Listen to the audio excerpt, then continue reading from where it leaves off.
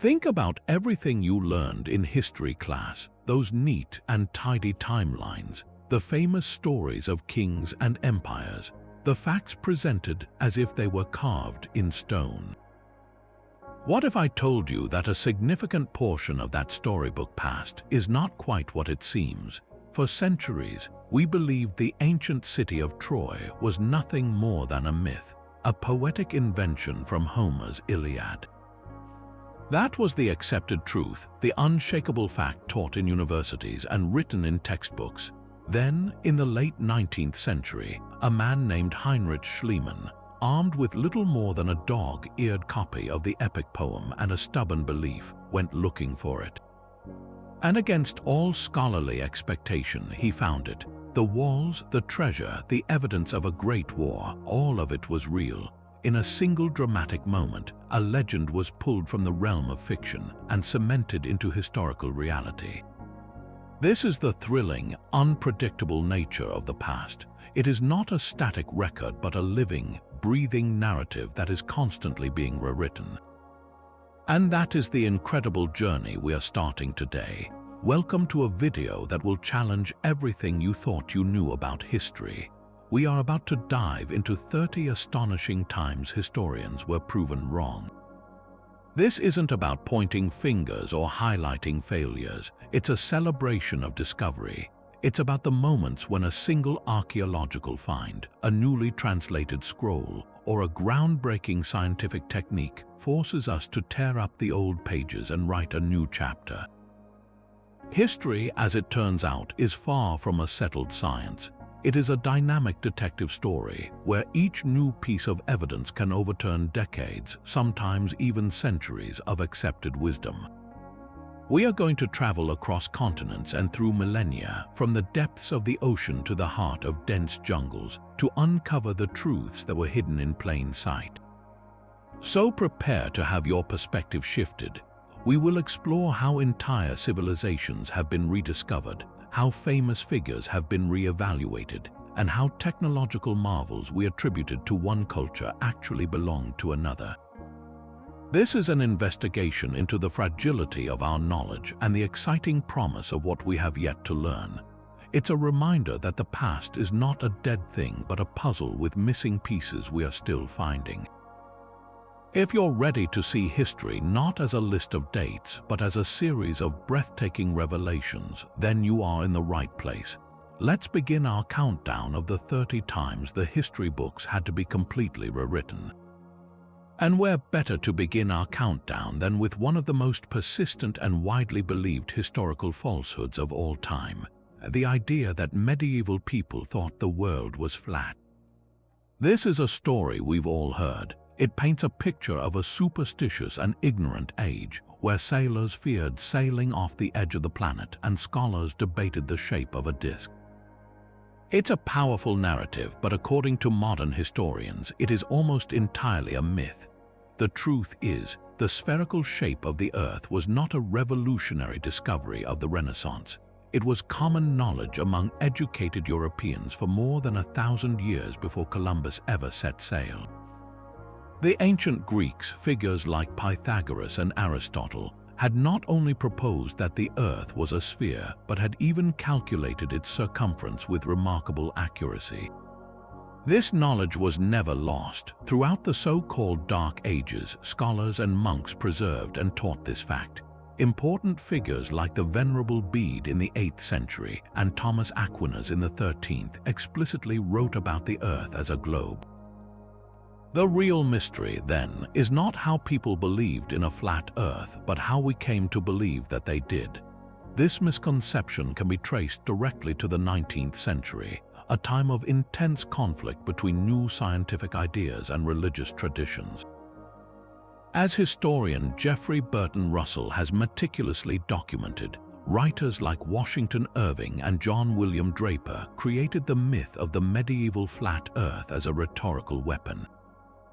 They wanted to portray the past, and particularly the Catholic Church, as a bastion of ignorance and superstition, thereby making their own enlightened scientific age appear superior by contrast.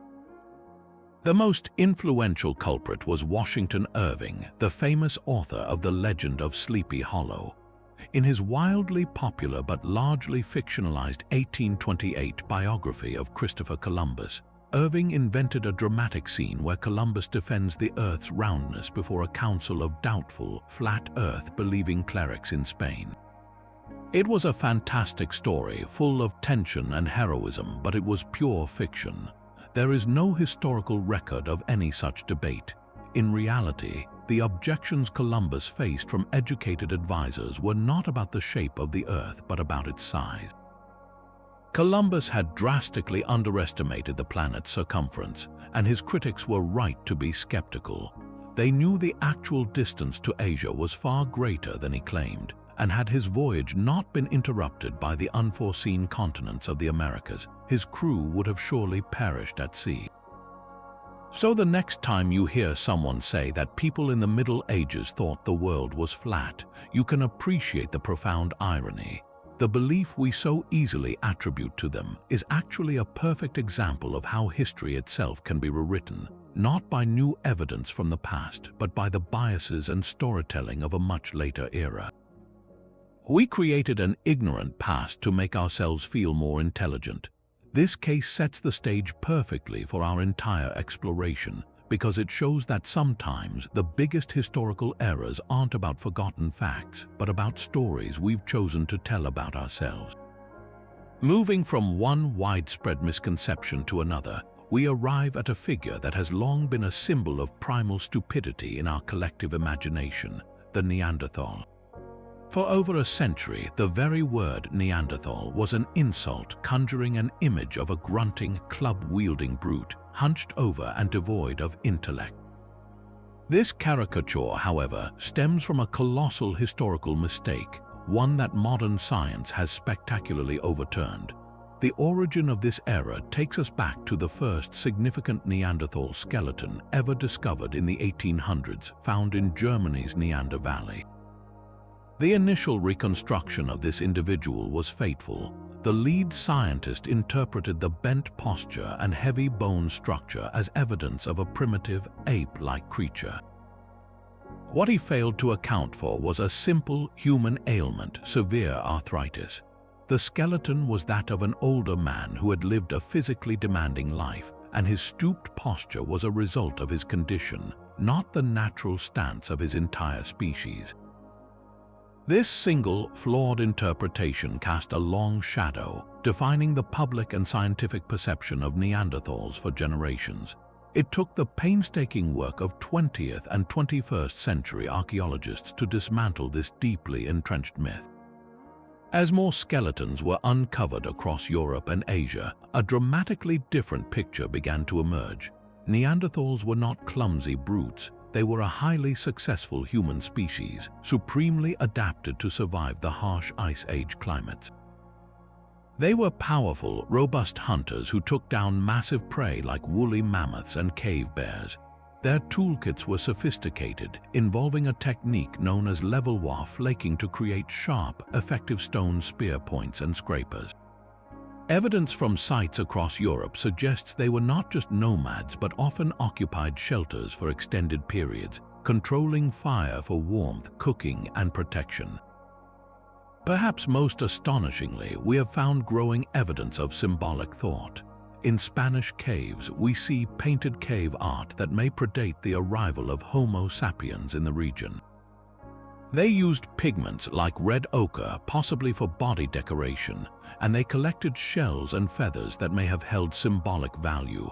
Most poignant of all is the evidence that they buried their dead with care, sometimes placing tools or flowers in the grave, a profound act that hints at ritual, emotion, and a concept of an afterlife.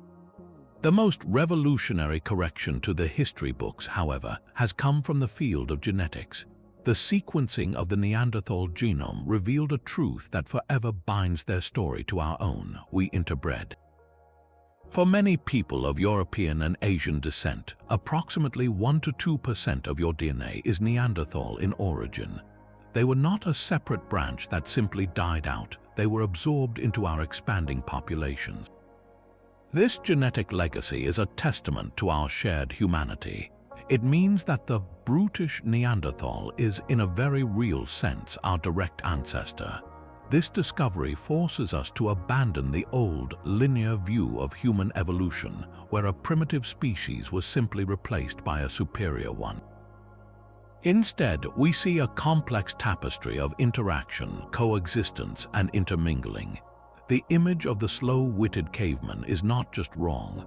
It is a profound misrepresentation of a cousin species that contributed to the very fabric of who we are today, a powerful reminder that intelligence and culture are not the sole property of Homo sapiens. From a misunderstood human ancestor, we now turn to a completely different kind of historical misconception, one that is perhaps the most visually iconic and yet utterly fictional image in all of history: the Viking with horned helmet.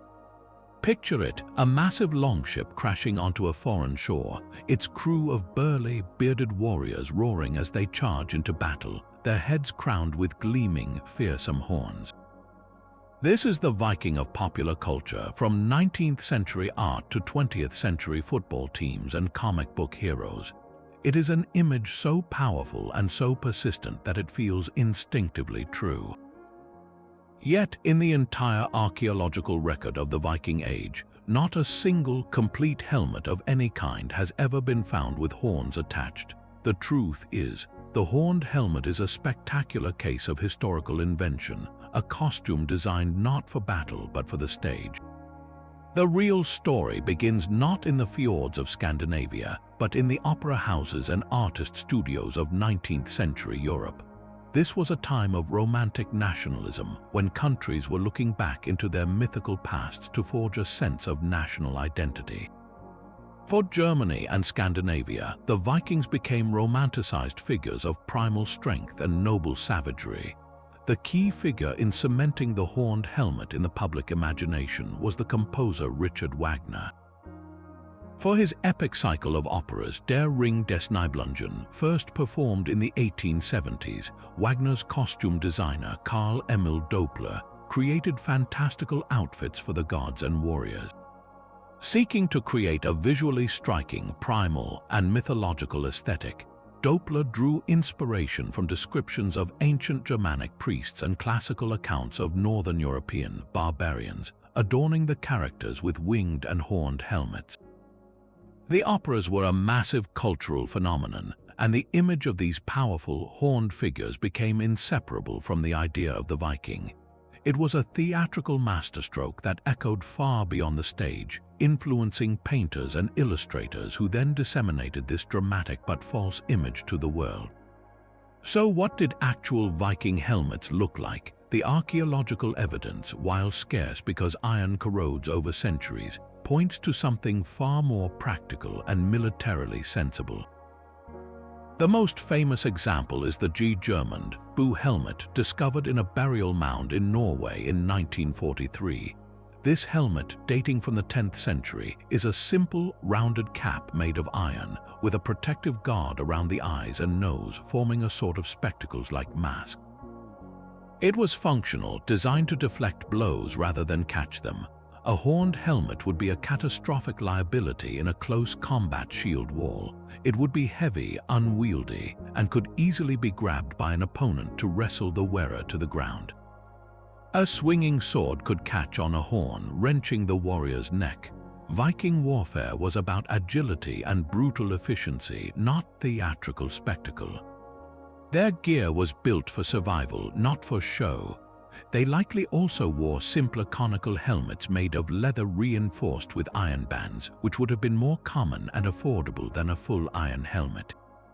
The fascinating twist in this tale is that while the Vikings themselves never wore horned helmets into battle, the artistic motif of horns did have an ancient and significant history in Northern Europe, just not in a martial context. Horned headdresses have been found in Bronze Age rock art and were likely used in religious ceremonies by priests or shamans, possibly to symbolize power or a connection to animals like bulls or stags. This spiritual symbolism was something the 19th century artists may have inadvertently tapped into, blending different eras and concepts to create a new, powerful symbol. The irony is profound. We have taken a sacred object from one period and mistakenly slapped it onto the warriors of another, creating a hybrid fantasy that says more about our own romantic desires than it does about historical reality.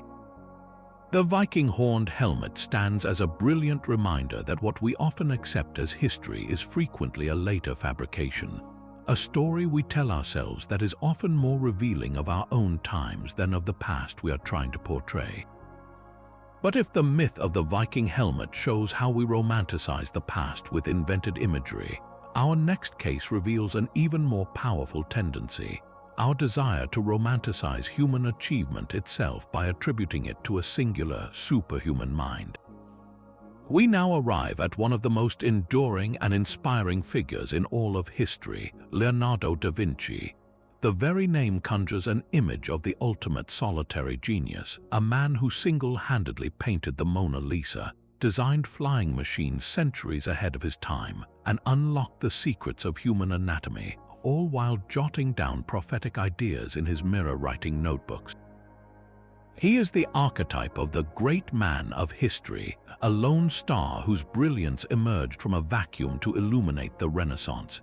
This is a compelling story, but according to modern historians, it is a profound oversimplification that obscures the true, collaborative nature of innovation. The reality is that Leonardo was not a solitary island of intellect. He was a node in a vibrant and intricate network of artists, engineers, patrons, and scholars. To understand this, we must first step into the world of the Renaissance workshop, or bottega. This was not merely an artist's studio, it was a bustling business, a teaching academy, and a collaborative hub all rolled into one. A young Leonardo, around the age of 14, was apprenticed to the renowned Florentine master Andrea del Verrocchio.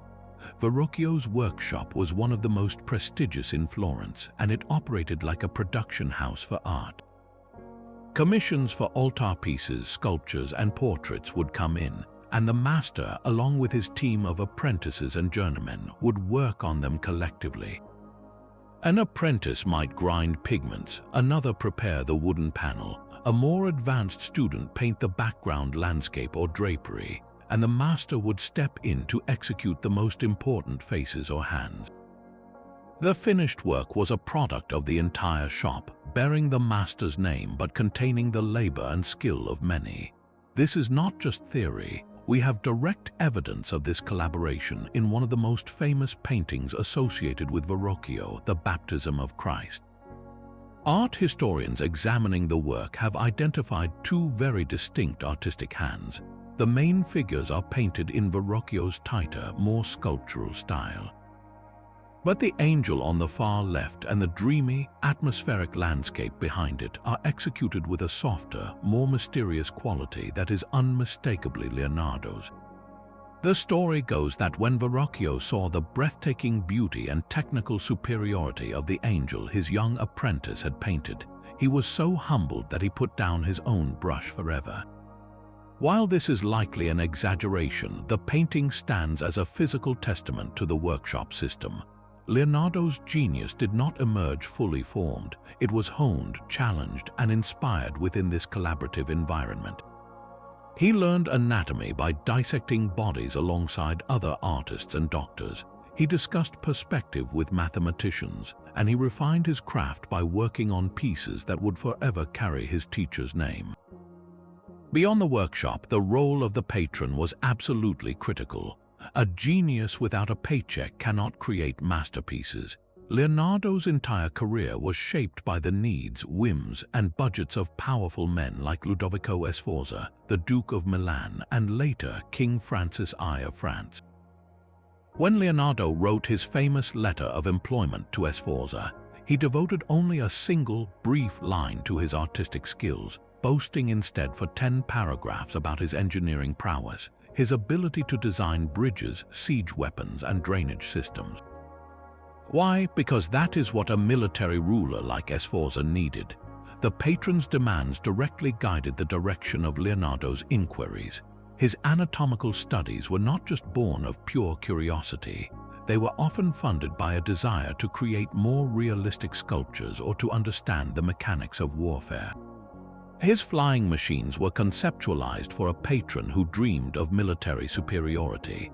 The lone genius was in fact a contractor whose revolutionary ideas were often sparked by the practical problems presented by his employers. This revised understanding does not diminish Leonardo's staggering accomplishments. It makes them more human and, in a way, more impressive.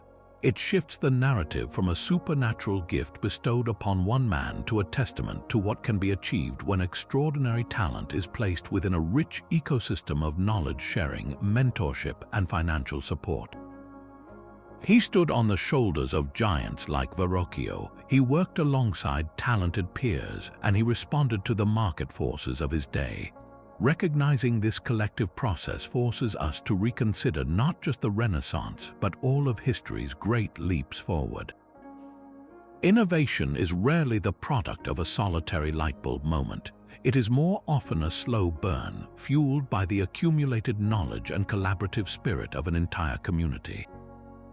The myth of the lone genius is a comforting story, but the truth, that brilliance is a collaborative flame, is ultimately a far more powerful and democratic idea. This journey of historical revision takes us next to one of the most haunting and widely taught cautionary tales in our collective consciousness, the tragic story of Easter Island. For decades, the narrative was clear and devastating. The Rapa Nui people, we were told, were the architects of their own doom. In a frenzy of competitive statue building, they chopped down every last palm tree on their remote island to use as rollers for their massive stone moai. This act of ecological blindness led to soil erosion, the collapse of agriculture, and a descent into famine, warfare, and cannibalism. The island became a barren, treeless landscape, a stark monument to human folly, and a warning to the entire planet about the perils of environmental overshoot. It was a powerful, almost biblical story of a people who saw the end coming but were powerless to stop it. Yet, what if this entire narrative, this foundational parable for the modern environmental movement, is itself based on a profound historical error?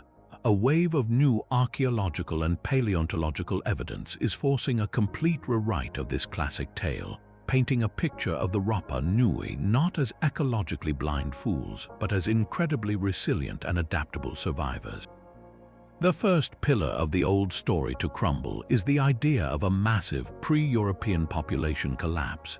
The traditional estimate suggested a population soaring as high as 20 or even 30,000 people before a catastrophic die-off. However, more sophisticated analysis of the island's carrying capacity, combined with surveys of habitation sites, suggests a much smaller, stable population, likely peaking around 3,000 to 4,000. They were not a society teetering on the brink of collapse when Europeans first arrived on Easter Sunday, 1722. In fact, they were thriving. The real ecological villain in this story may not have been the Rapa Nui at all, but the stowaways on European ships, the Polynesian rat, when the first Polynesian settlers arrived around 1200 AD. They brought these rats with them, either intentionally as a food source or accidentally. In the absence of any natural predators, the rat population exploded. Critically, these rats ate the nuts of the island's giant palm trees, preventing the forests from regenerating. The deforestation, it appears, was a slow-moving process caused by this rodent invasion, combined with the natural use of wood by the islanders for canoes, house construction, and, yes, for moving statues.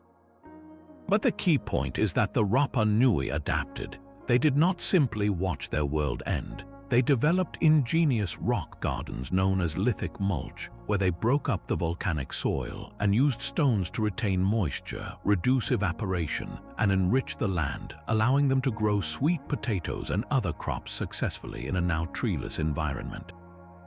This was not the practice of a society in freefall. It was the mark of sophisticated, sustainable agricultural engineers. So, if they didn't destroy themselves, what actually happened? The true collapse began not with an axe but with a handshake.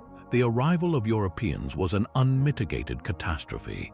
The first contact brought diseases like smallpox and tuberculosis, for which the isolated islanders had zero immunity, decimating their numbers. Then came the slave raiders. In the 1860s, Peruvian slave ships conducted brutal raids, kidnapping over 2,000 people, including the island's chiefs and wise elders, the very guardians of its culture and knowledge. Nearly all of these enslaved individuals died of disease and abuse within a year or two. When a handful of survivors were eventually returned, they brought another wave of smallpox with them. Within just a few decades, the population was reduced to a mere handful, dropping to just 111 people by 1877. Their society, their culture, and their ability to maintain their magnificent statues were shattered by these external shocks. The story of Easter Island is no longer a simple parable about environmental suicide.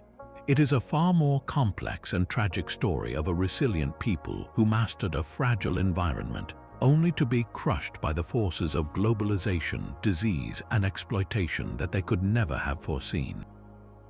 The real lesson of Easter Island is not about a mysterious people who foolishly chopped down their last tree. It is a lesson about the vulnerability of isolated societies to external contact and the dangers of projecting our own fears of ecological crisis onto the past. The Rapa Nui were not foolish, they were victims, and in correcting this history, we do more than just set the record straight. We honor their legacy as resourceful survivors, rather than blaming them for a collapse they did not cause. Our journey through historical corrections now brings us to a pair of deeply intertwined myths that have long defined our understanding of medieval Europe. We often picture a grand timeline, the glorious light of Rome falls, plunging the world into a 1,000-year period of ignorance and violence called the Dark Ages, a time held rigidly in place by a pyramid-like structure known as the feudal system. This two-part narrative is one of the most enduring frameworks in all of history. But what if both of these concepts are more reflective of the biases of later historians than the reality of the time itself? Let's dismantle these pillars one by one, starting with the idea of a Dark Age. The very term Dark Ages is loaded with judgment. It was coined by Renaissance scholars like Petrarch, who were so enamored with the art and literature of classical Greece and Rome that they viewed the centuries that followed as a gloomy, barren interim. For them, the fall of the Western Roman Empire in the 5th century marked the end of civilization, a descent into chaos where learning died, cities crumbled, and art stagnated. This narrative was powerfully reinforced during the Enlightenment, when thinkers used the darkness of the Middle Ages as a contrasting backdrop to highlight their own era's enlightenment. It's a compelling story of rise, fall, and rebirth, but modern archaeology and scholarship have completely upended it.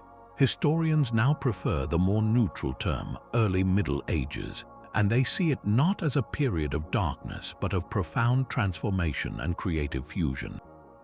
The key is to shift our perspective from what was lost to what was being built. Yes, the centralized Roman administration collapsed, leading to a decline in large-scale urban life and long-distance trade.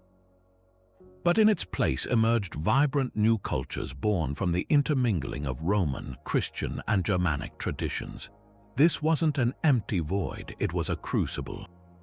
In the British Isles, illuminated manuscripts like the Book of Kells, with their breathtakingly intricate Celtic knotwork and illustrations, represent a zenith of artistic achievement that rivaled anything from the classical world.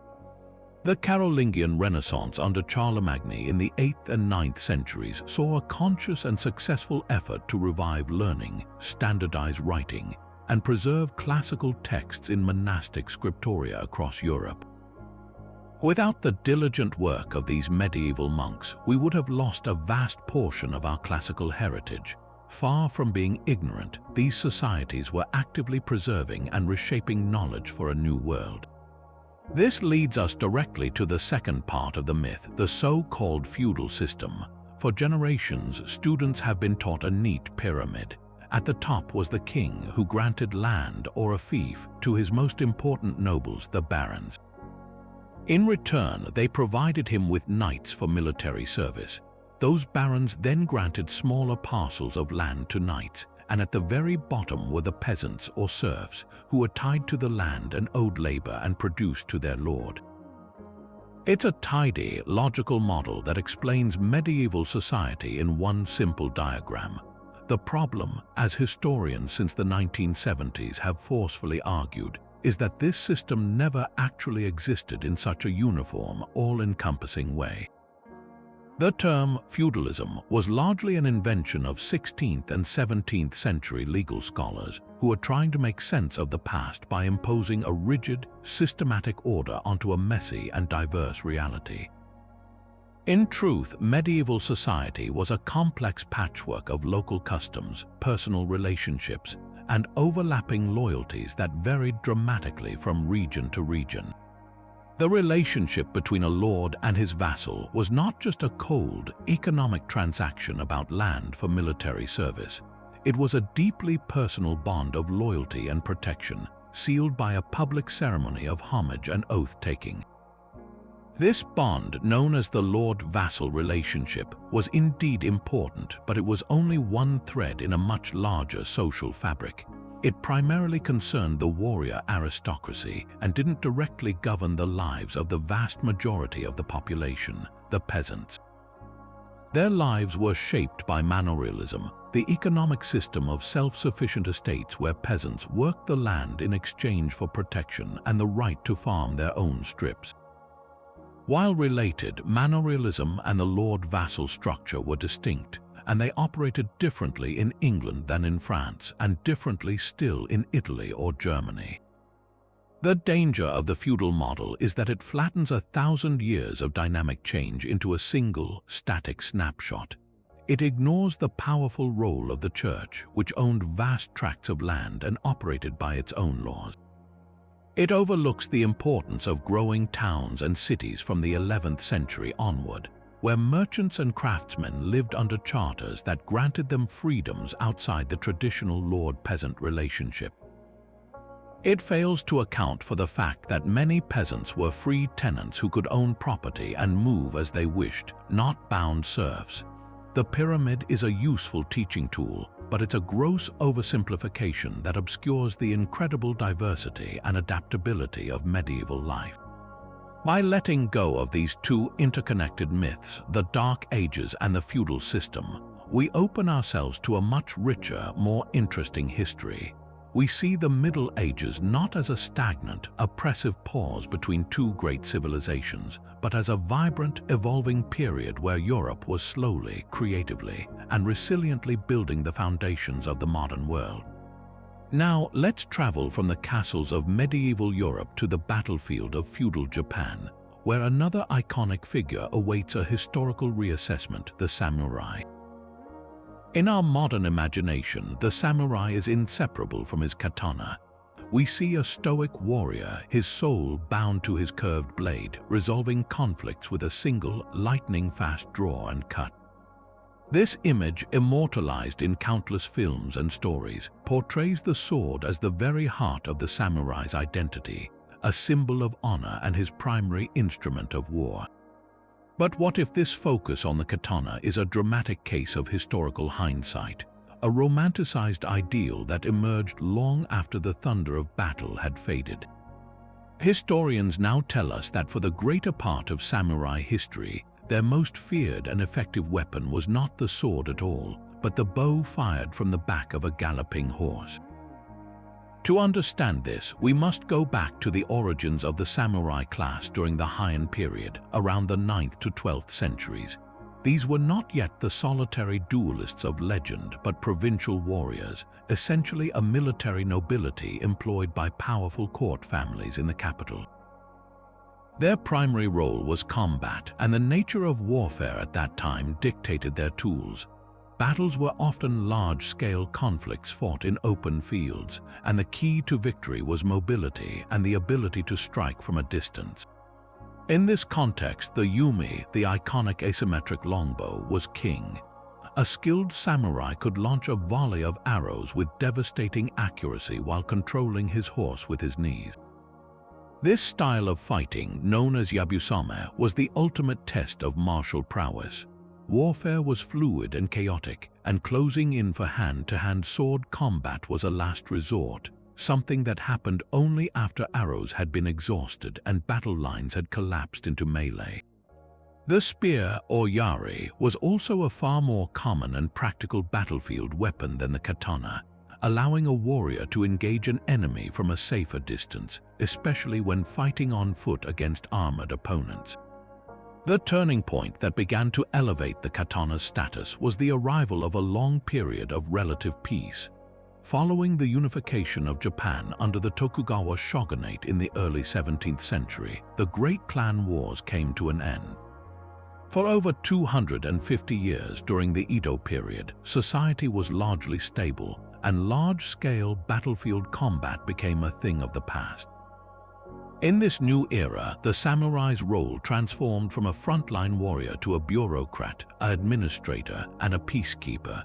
It was in this context of peace that the sword found its new, profound significance. Without a war to fight, the martial arts evolved into spiritual and philosophical disciplines. The art of the sword, or kenjutsu, became a path of self-perfection, a way to cultivate discipline, loyalty, and honor, the core tenets of the Bushido code that was systematized during this time. The katana was no longer just a tool, it became a sacred object, the soul of the samurai, a symbol of his social status and moral character. This is the image that has been passed down to us, but it is fundamentally a peacetime ideal. Perhaps the most surprising correction to the samurai mythos involves a weapon we typically associate with the Western world, the gun. When Portuguese traders introduced matchlock muskets to Japan in 1543, the samurai did not reject them as dishonorable or foreign. They embraced them with startling speed and pragmatism. Within a single generation, Japanese swordsmiths had reverse-engineered the design and were producing high-quality firearms in massive numbers. In fact, one of the most decisive battles in Japanese history, the Battle of Nagashino in 1575, was won by the strategic use of volley fire from ranks of samurai musketeers. The image of noble samurai charging into battle with only swords and bows is powerfully contradicted by the historical reality of organized gunfire shaping the course of the nation's unification. For centuries, guns were a standard part of the samurai arsenal, and it was only with the prolonged peace of the Edo period that their production and military significance waned, allowing the sword to once again dominate the cultural narrative. This revised history does not strip the samurai of their romance, it adds a layer of fascinating complexity. It reveals them not as rigid traditionalists bound to a single weapon, but as adaptable and practical warriors who used the best tools for the job, whether it was a bow, a spear, a musket, or a sword. The katana's supreme status is a testament not to its battlefield dominance, but to the power of culture and philosophy to reshape our memory of the past. We remember the samurai for his sword because, in the end, peace allowed that symbol to tell a more powerful story about honor than war ever could. But if our understanding of medieval warriors can be so easily romanticized, what about our understanding of mass panic and persecution? Few events in American history are as infamous or as seemingly straightforward as the Salem witch trials of 1692. For generations, the standard explanation was a simple one, a case of mass hysteria.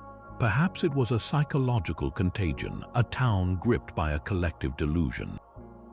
Or maybe, as one popular theory suggested, it was caused by ergot poisoning, a fungus that grows on rye grain, which can cause convulsions and hallucinations similar to those described by the afflicted girls. These explanations are neat and clinical, placing the blame on biology or psychology, effectively writing off the tragedy as an unavoidable outbreak of madness. Modern historians, however, have moved far beyond these simplistic models. By digging into the court records, property maps, and town histories of Salem Village, they have uncovered a story that is far more complex and far more human. The real causes were not in the girls' minds or in the bread, but in the very soil of the community, a toxic brew of political power struggles, bitter economic rivalries, and the pervasive terror of unseen dangers lurking on the frontier. To understand Salem, you first have to understand that there were two Salems, Salem Town and Salem Village. Salem Town was a prosperous, bustling port on the coast, a center of trade with connections to the wider world. Salem Village, today known as Danvers, was an inland farming community that fell within the town's jurisdiction but was culturally and economically distinct. The villagers were largely poor farmers who resented the wealth and influence of the merchant elites in the town. For years, the village had been fighting for its own independence, its own church and its own minister, to free itself from the control of Salem Town. This long simmering political battle created deep factions within the village itself. On one side were the families who supported the wealthier, more commercial interests of the town, often those who lived closer to the main road. On the other were the poorer, more traditional farming families who wanted full separation. When the witch accusations began, they did not strike randomly. They followed the fault lines of this pre-existing conflict with chilling precision. The accusations erupted in the household of the village's new minister, Samuel Parris. It was his daughter, Betty, and his niece, Abigail Williams, who first began having fits, but the initial accusations did not target obscure outsiders. The first three women accused were perfect scapegoats who embodied the village's anxieties. Sarah Osborne rarely attended church and was involved in a legal dispute over her inheritance. Tituba, Paris's enslaved woman from Barbados, practiced folk magic that was foreign and frightening to the Puritans. And Sarah Good was a destitute beggar who muttered curses when people refused her charity. These women were on the margins of society, easy to blame. But then, the accusations took a dangerous and calculated turn. They began to climb the social ladder, targeting upstanding, church-going members of the community. And here, the pattern becomes clear. The accused were overwhelmingly from the families associated with the pro-Salem Town faction, while the accusers came predominantly from the poorer, separatist families. This was not random hysteria, it was a weaponization of fear. A long-standing grudge over a land dispute or a business deal could now be settled by simply pointing a finger and crying, "Witch." Adding immense fuel to this fire was a genuine external threat that had the entire region living in fear: the ongoing frontier war with Native Americans. Just a few years before the trials, King William's War had ravaged the region. Attacks by the Wabanaki Confederacy and their French allies had laid waste to settlements in present-day Maine, sending a flood of traumatized refugees south into Essex County, including Salem. These refugees brought with them harrowing tales of violence and brutality, creating a pervasive atmosphere of paranoia. The wilderness at the edge of their world was not just physically dangerous, it was, in the Puritan mind, a dark, satanic domain. The enemy was not only a human foe but a spiritual one. In this context, the idea that the devil was actively recruiting agents within their own community to destroy them from within felt terrifyingly real. The witch trials became a way to fight an invisible war on the home front, a desperate attempt to purify the community and root out the evil they believed had already infiltrated their homes. When the special court convened to hear the cases, the legal process itself became a runaway train. The court allowed spectral evidence, the testimony of the afflicted girls that they could see the ghost or specter of the witch tormenting them, a form of evidence that was impossible for the accused to disprove. This created a perfect feedback loop of accusation and conviction.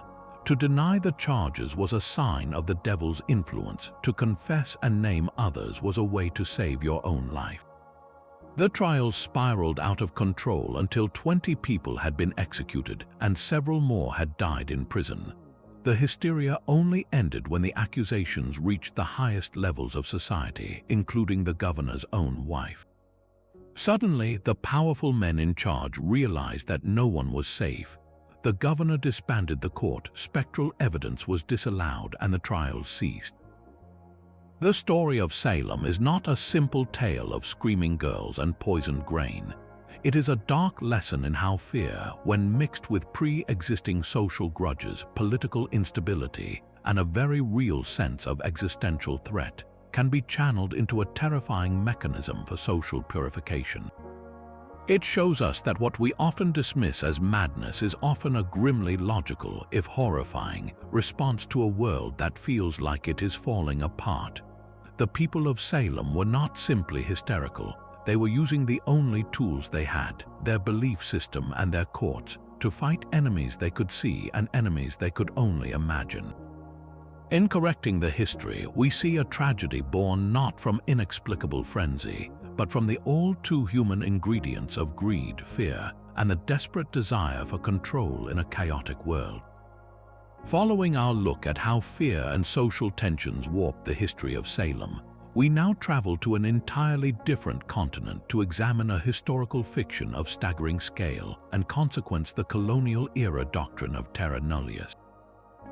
This Latin term, meaning nobody's land, formed the legal and moral justification for the British colonization of Australia. For generations, the official story presented the continent as a vast, empty wilderness, sparsely populated by nomadic tribes who wandered without purpose, leaving no permanent mark on the land. It was portrayed as a vacant lot, ripe for the taking and improvement by European civilization. This was not just a casual observation. It was a carefully constructed myth designed to erase the existence of a people and their profound connection to country. But as with so many of our cases, modern archaeology and a renewed respect for Aboriginal knowledge are completely overturning this narrative, revealing a continent that was not empty at all, but had been meticulously managed and shaped by its first peoples for tens of thousands of years. The concept of terra nullius was not based on a simple lack of information. It was an active refusal to see. When the first fleet arrived in 1788, the British officers looked out at the landscape and the people with a set of culturally specific expectations. They were looking for evidence of European-style civilization, fenced fields, permanent villages of brick and stone, monuments, and a system of individual land ownership. When they saw none of these things, they concluded the land was unused and unowned. They failed to recognize the complex spiritual and economic system they were witnessing. Aboriginal Australians did not see land as a commodity to be owned and sold. They saw it as a sacred responsibility, a living entity to which they belonged. Their ownership was expressed through deep spiritual knowledge, intricate songlines that mapped the continent, and a custodial duty to care for country through deliberate land management practices. This was a sophistication the colonists were blind to, and their blindness became a convenient tool for dispossession. One of the most powerful pieces of evidence dismantling the empty wilderness myth is the revelation of Aboriginal agriculture. The colonial view was that indigenous people were mere hunter-gatherers, passively taking what nature provided. We now know this is a profound mischaracterization. Across Australia, Aboriginal people practiced what anthropologists call resource management on a grand scale. They used fire stick farming, a method of carefully controlled, cool burns executed at specific times of the year.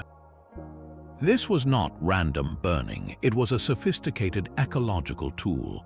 These controlled fires prevented catastrophic wildfires, cleared undergrowth to make hunting easier, and encouraged the growth of specific food plants that thrived after a burn, creating a mosaic of different vegetation stages that supported a greater diversity of animal life.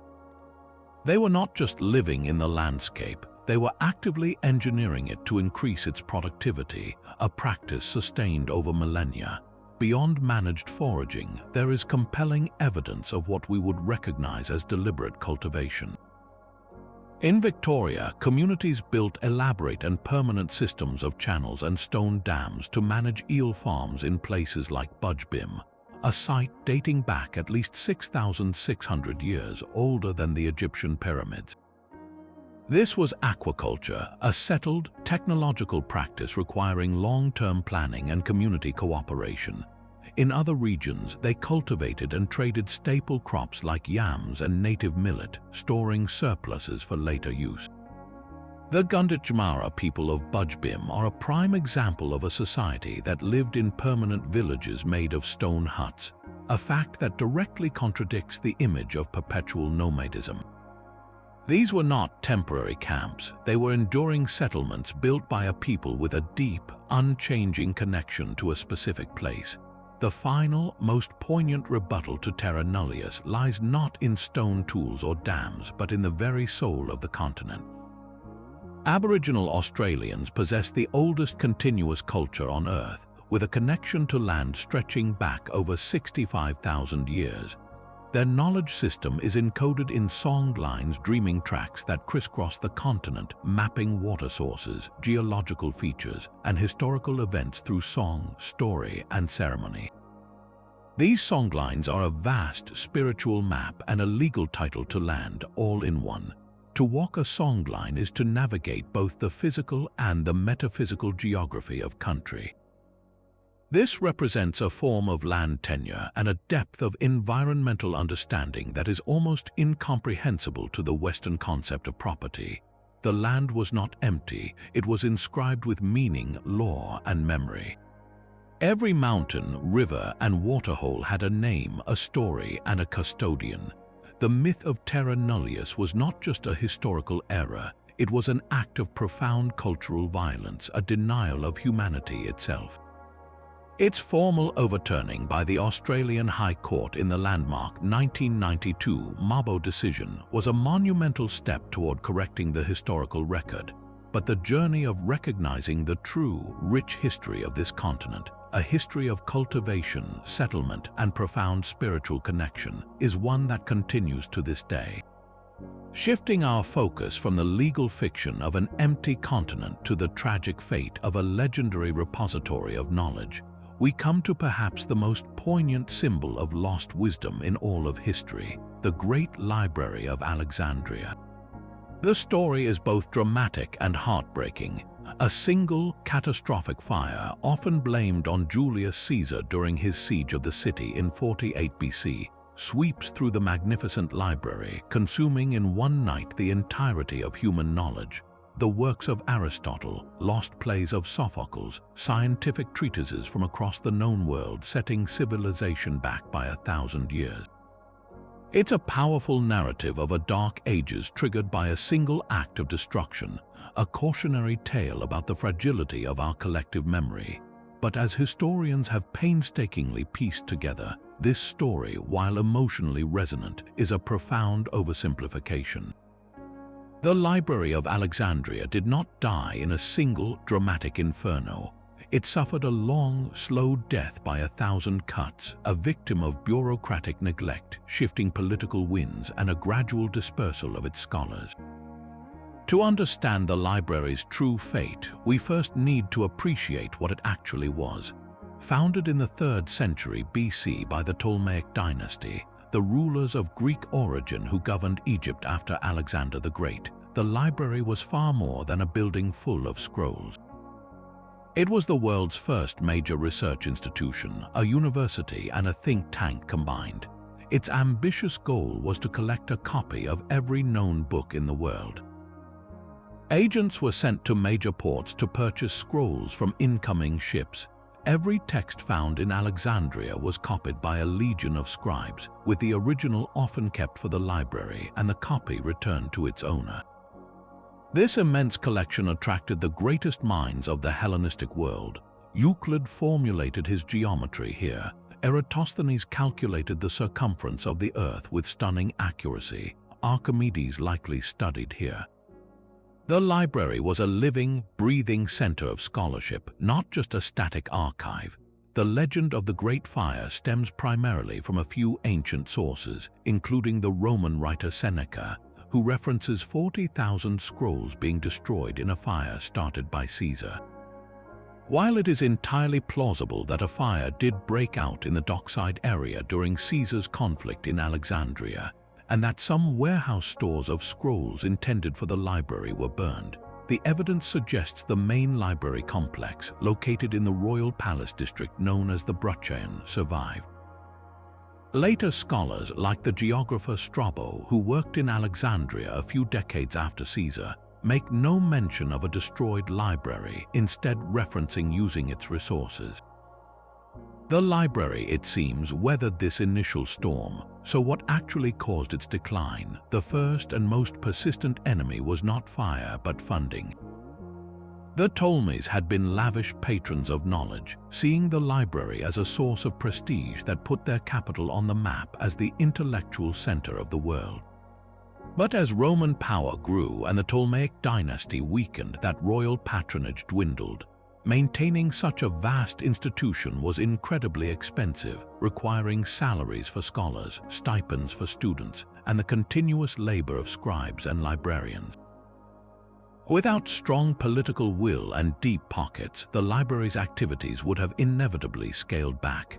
Scholars would have found fewer opportunities, and the ambitious project of acquiring every book would have stalled. The second major blow was a shift in political and intellectual tides. The rise of Rome as the new superpower meant that other centers of learning, like the library in Pergamum and eventually institutions in Rome itself, began to attract talent and resources. More significantly, as the Roman Empire evolved, Alexandria became a hotbed of religious and political conflict. The city was a tinderbox of competing factions, pagans, Jews, and increasingly powerful Christians. In this volatile atmosphere, a state-funded institution dedicated to pagan Greek knowledge could easily be seen as a target. There are accounts of smaller, more targeted acts of destruction. For instance, during a riot in the 4th century AD, the Serapeum, a temple that may have housed a daughter library, was destroyed by a Christian mob. But even this was likely just one event in a longer process of decay. The final straw may have come with the Arab conquest of Alexandria in the 7th century, but by that point, most historians agree the Great Library as a functioning institution was already a ghost, its shelves long since emptied and its role supplanted.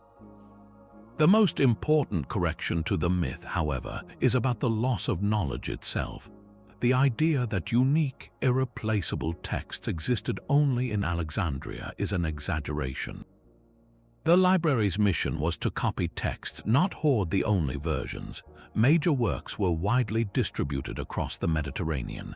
The real tragedy was not the instant vaporization of knowledge, but the slow, quiet death of the scholarly environment that produced it. When funding dried up and political stability crumbled, the brilliant minds dispersed. The collaborative spirit, the cross-pollination of ideas, the institutional support for pure research, that ecosystem vanished. The knowledge wasn't so much burned as it was forgotten, rendered irrelevant by a world that had stopped valuing it. The plays of Sophocles were lost not because a single copy burned in Alexandria, but because later generations stopped copying them, deciding they were no longer worth the cost of the parchment. The Library of Alexandria's true story is not a simple tale of a villain and a fire. It is a more complex and in some ways more frightening lesson about how civilization depends not just on preserving information, but on actively maintaining the fragile institutions that give that information meaning. The greatest threat to knowledge is not a sudden catastrophe, but a long, slow indifference. The image is seared into our cultural memory. 300 Spartan warriors, clad in crimson cloaks and bronze, standing shoulder to shoulder at the narrow pass of Thermopylae, holding back the million-strong army of the Persian Empire. It is the ultimate underdog story, the foundation of Sparta's legendary reputation as history's ultimate warrior society. We picture a nation where every male citizen was a peerless soldier, raised from birth in the brutal Agoj training system to be an unbreakable link in an undefeatable phalanx. This is the Sparta of film, of comic books, of countless motivational speeches. But what if this celebrated image is, itself, one of the most successful and enduring pieces of propaganda ever crafted? Historians digging beyond the legend are revealing a far more complex and contradictory reality, a society that was indeed militarily formidable, but one whose reputation for invincibility is built on a shaky foundation of myth, selective memory, and a desperate need to control a vastly larger enslaved population. To understand the true nature of Spartan power, we must first look past the heroic last stand at Thermopylae and examine the full scope of their military record. The truth is, the Spartan army suffered several significant and sometimes disastrous defeats that contradict the myth of invincibility. Just consider the Battle of Hysiae in 69 BC, where a full Spartan army was defeated by their rivals from Argos. Or, even more tellingly, the Battle of Leuctra in 371 BC. This was not a skirmish but a catastrophic confrontation that shattered Spartan supremacy for good. The Theban general Epaminondas, using innovative tactics that deliberately targeted the Spartan command structure, managed to kill the Spartan king Cleombrotus and crush his famed army. The loss was so devastating, both in manpower and in prestige, that it permanently ended Sparta's role as the dominant power in Greece. A society that was truly undefeatable would not have been so decisively broken on a single afternoon. These defeats reveal a crucial truth. Spartan hoplites were excellent soldiers, but they were not superhuman, and their rigid military system could be outthought and outfought by adaptable enemies. This leads to the second major correction to the historical record. The idea of Sparta as a self-sufficient military state is an illusion. The legendary Spartan phalanx, the core of their army, was in fact only a small part of a much larger military machine that depended entirely on the labor of a vast underclass. The Spartan citizen body, the Spartiates, who were the only ones to undergo the full agoge and serve as hoplites, were always a tiny minority. At their peak around the early 5th century BC, they numbered perhaps only 8,000 or 9,000 men. They were outnumbered by a factor of more than 10 to 1 by the Helots, a population of state-owned slaves tied to the land. The Helots did all the farming, all the manual labor, and all the domestic work, which theoretically freed the Spartiates to focus solely on war. But this created a terrifying paradox. The entire Spartan way of life was not primarily designed for foreign conquest. It was engineered for internal security, to perpetually guard against the constant threat of a Helot revolt. The famous discipline, the communal living, the brutal training, all of it was as much about maintaining control over this restive enslaved majority as it was about producing perfect warriors. Every autumn, the Spartan leaders would formally declare war on the Helot population, a ritual that allowed for the legal killing of any Helot deemed troublesome, a practice known as the crypteia. This was not a society confident in its security. It was a society living in a state of permanent paranoid siege. The famous agoge, the training system that fascinates us so much, must be viewed through this lens of social control. Yes, it was harsh. Boys were taken from their homes at age 7 to live in military barracks, subjected to rigorous physical training, taught to endure pain and hunger, and encouraged to be ruthlessly competitive. But its primary goal was not merely to create skilled fighters. It was to forge absolute loyalty to the state above all else, including family. The entire process was designed to break individualistic spirit and replace it with a collective identity where the phalanx was everything. Stories of boys being whipped for stealing food or dying during brutal rituals were not just tests of toughness. They were brutal lessons in obedience and the supremacy of the group. The system produced soldiers who were fearsomely disciplined in the set-piece battle of the phalanx, but it may have also stifled the kind of individual initiative and tactical flexibility that other Greek states, like Athens with its navy or Thebes with its innovative generals, could cultivate. So how did the myth of Spartan invincibility become so powerful? The answer lies in brilliant, centuries-long propaganda, much of it crafted by outsiders who admired Sparta for its stark, anti-democratic ideals. The most influential source was the Athenian writer Xenophon, who lived in Sparta for a time and wrote glowing accounts of its institutions, portraying it as a perfect, stable society in contrast to what he saw as the chaotic democracy of his own Athens. Later, Roman writers, living in their own vast and often corrupt empire, looked back at Sparta as a model of austere virtue and military discipline.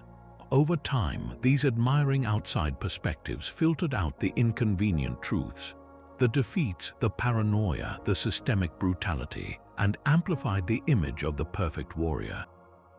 The story of Thermopylae, in particular, was perfect for this purpose.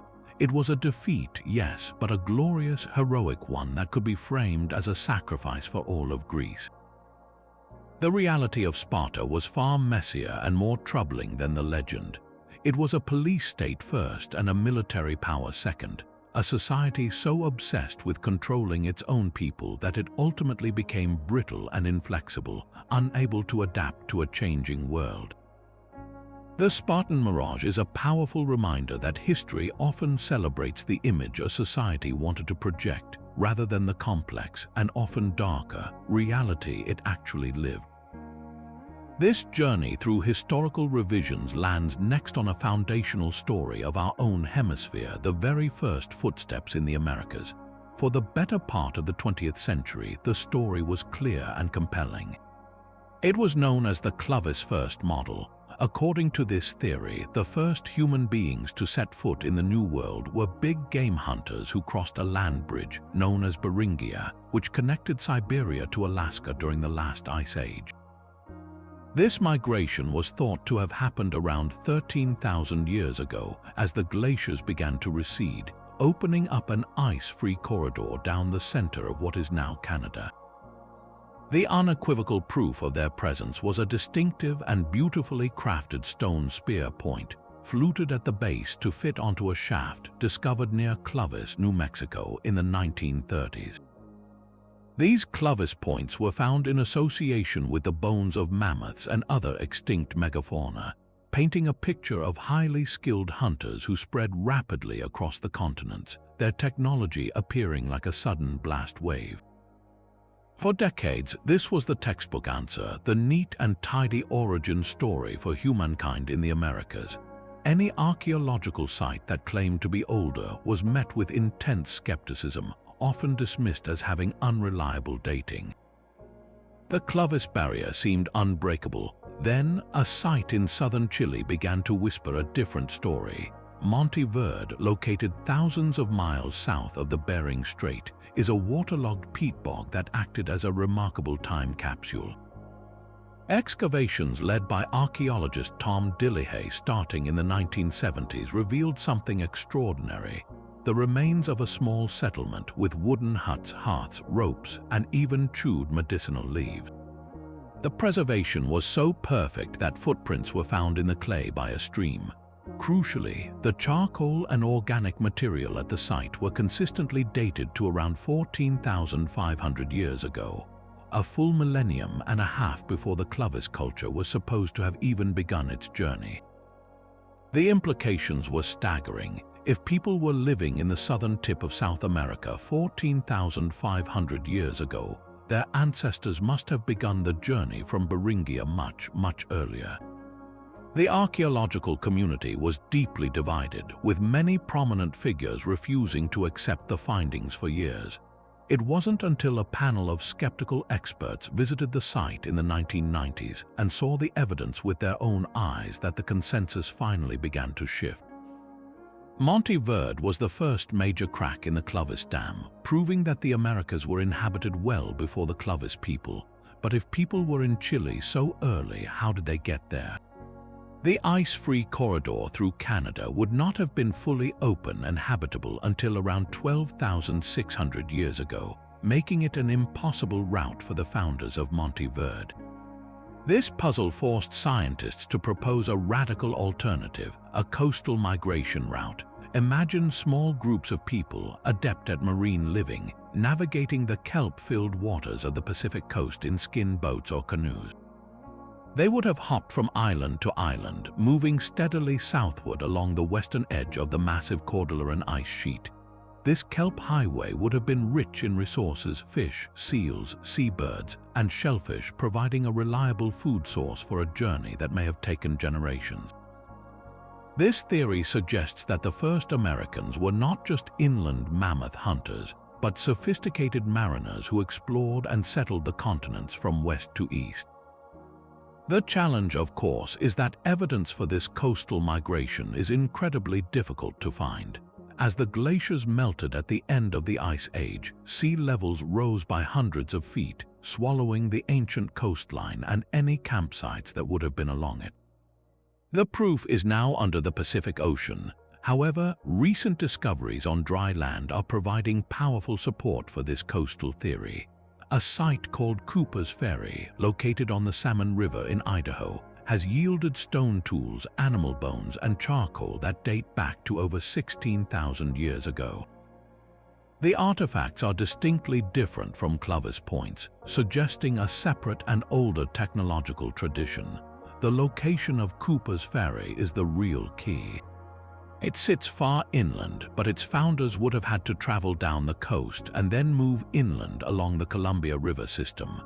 The dates at Cooper's Ferry strongly indicate that people were already well established in the interior northwest long before the ice-free corridor was passable.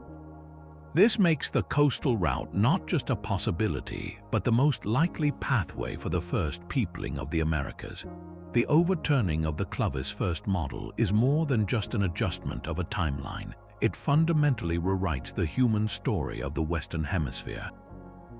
It pushes the arrival date back by at least 2,000 and possibly even 3,000 years, suggesting multiple waves of migration, not just one.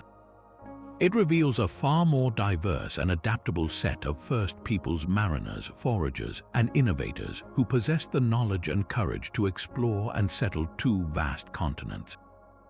The old, simple story of hunters following mammoths down an ice-free corridor has been replaced by a much richer, more complex narrative of a coastal journey, a story of resilience and exploration that is still being uncovered, one archaeological dig at a time. The history of the first Americans, it turns out, is far older and more fascinating than we ever imagined. From the ancient battlefields of Sparta, we now travel forward in time to an era defined by its own unique set of contradictions, the Victorian period. If the Spartans are remembered as unflinching warriors, the Victorians are immortalized in our minds as the polar opposite, a society of unparalleled sexual repression. We picture them swaddled in layers of fabric, covering piano legs for modesty, and speaking in hushed, embarrassed tones about any matter relating to the human body. This image of starched collars and strict moral codes is one of the most persistent in history. But just as we discovered with the samurai and their swords, this popular conception is a dramatic oversimplification. The reality, uncovered through the private diaries, medical manuals, and a flourishing underground print culture of the time, reveals a society grappling with sexuality in ways that were far more complex, open, and often startlingly different from the pious image projected in public. To understand this duality, we must first recognize that the famous Victorian prudery was not a universal social truth but a very specific and very powerful middle-class ideal. The rising industrial and merchant classes of the 19th century were creating a new social identity for themselves, one defined in opposition to what they saw as the debauchery of the aristocracy and the vulgarity of the working poor. For them, respectability was everything. It was the currency of social mobility.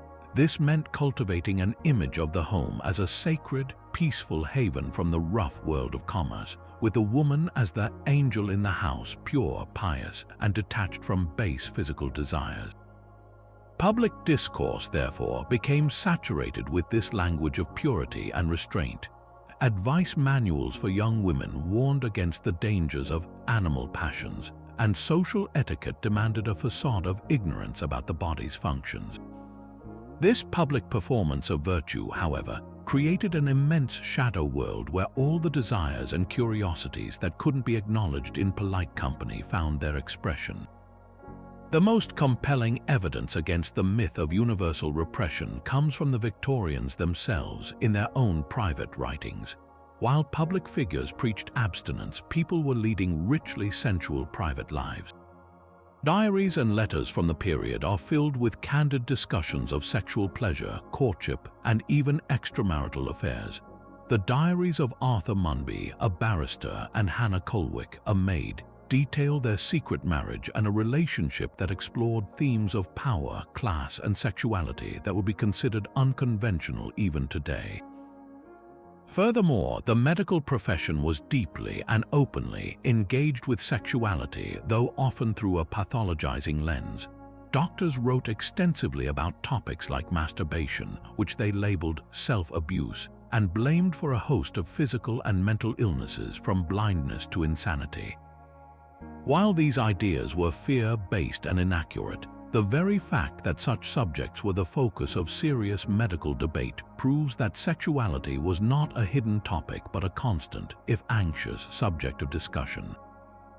The concept of hysteria in women, treated by doctors with pelvic massages to paroxysmal release, is a stark example of how sexual energy was simultaneously acknowledged, medicalized, and contained within a framework of scientific respectability. Perhaps the most undeniable proof of a vibrant sexual underworld is the sheer volume and variety of pornography produced during the era. The Victorian period was a golden age for illicit literature and photography. With the advent of new printing technologies, erotic material became more accessible than ever before. London's Holywell Street was infamous for its shops selling obscene books and prints. The British Museum's private case, a locked collection of erotica, swelled to thousands of items during this time. Flagellation houses where clients could pay to be disciplined were a well-known, if discreet, part of London's nightlife. And then there is the most famous example of all, the publication of the memoir My Secret Life, attributed to Walter. This multi-volume work, written in the late 19th century, is an exhaustive, graphic account of one man's sexual adventures with hundreds of partners across the social spectrum. It serves as a panoramic, first-hand record of a sexual culture that was anything but dormant. This underground economy thrived because the public demand for it was so strong, fueled by the very repressiveness of the public moral code. The fascinating conclusion we must draw is that the public prudery and the private licentiousness were not separate phenomena. They were two sides of the same coin. The strict public morality created the conditions for a booming underground market. By pushing sexuality into the shadows, the Victorians didn't eliminate it. They simply forced it to adapt to become more clandestine, commodified, and in some ways more obsessive. The image of the covered piano leg is real, but so is the explicit photograph sold under the counter. The warning against masturbation is real, but so is the diary entry detailing a passionate affair. The Victorian era teaches us that history is rarely a simple story of either slash or. It is a complex tapestry of public ideals and private realities, where the image a society projects often tells us less about what people actually did, and more about what they felt they needed to pretend they weren't doing. In correcting this history, we see the Victorians not as hypocrites, but as human beings, navigating the eternal conflict between desire and propriety in a world that was changing faster than its morals could keep up. But just as we've seen our understanding of Victorian society expand beyond a simplistic facade, our next case reveals how a similar failure to look beyond surface appearances led to a monumental misjudgment of an entire civilization. For centuries, the mighty Inca Empire has been described as the largest empire in the pre-Columbian Americas, with one crucial exception. It was a civilization without a word. Historians and archaeologists long believed that despite building a vast, complex state stretching thousands of miles along the Andes, the Inca had never developed a system of writing. They were seen as an administrative marvel, but one that managed its territories through oral tradition and memory alone. This conclusion was based on a simple observation. When the Spanish conquistadors arrived in the 16th century, they found no books, no scrolls, no carved inscriptions, nothing that resembled the glyphs of the Maya or the cuneiform of Mesopotamia. The assumption was that writing, in the traditional sense, simply didn't exist. This, however, was a profound error born from a narrow, Eurocentric definition of what writing actually is. The truth is, the Inca did have a sophisticated writing system. We just didn't recognize it because it was made not of ink on paper, but of knots on strings. This system is known as the quipu, from the Quechua word for knot. To the untrained eye, a quipu looks like an intricate, almost decorative collection of hanging cords. A typical quipu consists of a main, horizontal cord from which dozens, sometimes hundreds, of pendant cords are suspended. These cords could be made of cotton or wool, and they were dyed in a vast array of colors. On each pendant cord, a series of knots were tied. For generations, scholars understood that these devices were used for accounting. The Spanish chroniclers noted that Inca administrators used quipus to keep track of tributes, census data, and warehouse inventories. The knots represented numbers using a base 10 decimal system. The position of a knot, whether it was close to the main cord or farther down, indicated its value as units, tens, hundreds, or thousands. The color of the cord might signify what was being counted: yellow for gold, white for silver, red for soldiers. In this sense, the quipu was an incredibly efficient and portable database, allowing the Inca state to manage its economy with remarkable precision without a single written word. But this functional interpretation only scratches the surface of their true capability. The revolutionary shift in understanding began when researchers started to question a fundamental assumption. Why would an empire capable of such complex statecraft, with detailed historical traditions and elaborate religious beliefs, limit its primary information technology solely to numerical data?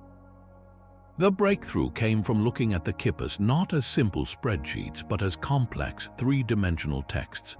Scholars like Gary Urton and Sabine Heil have pioneered the idea that quipus are actually a form of writing which they term semasiographic. Unlike phonetic writing systems like our alphabet, which represent sounds, a semasiographic system conveys meaning directly through symbols. Think of a stop sign or an emoji. In a quipu, the information is encoded through multiple, simultaneous layers of data: the type of knot, its specific position on the string, the spin and ply of the cord itself, the direction it was tied, and most importantly, the color of the fibers. This creates a rich, multi-variable syntax capable of expressing complex, non-numerical information, including narratives and histories. Evidence for this is mounting. Spanish colonial documents record that after the conquest, native Andeans would often present quipus as evidence in court cases, reading from them detailed accounts of lineage, land rights, and historical events. One chronicler noted that experienced quipu masters, known as quipucamayoc, could narrate the histories of the Incas directly from the knots. This wasn't just reciting memorized stories, it was a genuine act of reading. The most compelling modern discovery comes from the village of San Juan de Colata in Peru, where Highland was allowed to study two sacred quipus that the community elders said were narrative epistles created by local chiefs during a rebellion in the 18th century. Her analysis revealed that these quipus were made of cords from the hair of Andean deer and vicuñas, animals with deep ritual significance. The combination of animal fibers, colors, and intricate knot structures was a deliberate, sophisticated code meant to convey a message far richer than mere numbers. It suggests that quipus could encode syllables or logograms, making them a true writing system, albeit one that we are still learning to decipher. This correction fundamentally transforms our view of the Inca Empire. They were not a civilization that failed to invent writing. They invented a unique and brilliantly adapted form of it. A quipu was durable, lightweight, and secure, ideal for an empire connected by vast road systems across mountainous terrain. Its meaning was not easily accessible to the uninitiated, protecting state secrets. Most importantly, it forces us to abandon the hierarchical view that places alphabetic writing at the pinnacle of cultural achievement. The Inca developed a system that perfectly suited their needs, one that integrated mathematics, narrative, and theology into a single, tangible object. The loss of the ability to fully read these texts as the Spanish suppressed the Quipucamayoc and their knowledge is one of history's great tragedies. But the ongoing work to crack the code of the Quipus promises to unlock a vast, untapped archive of Andean history, allowing the Inca at long last to tell their own story in their own voice.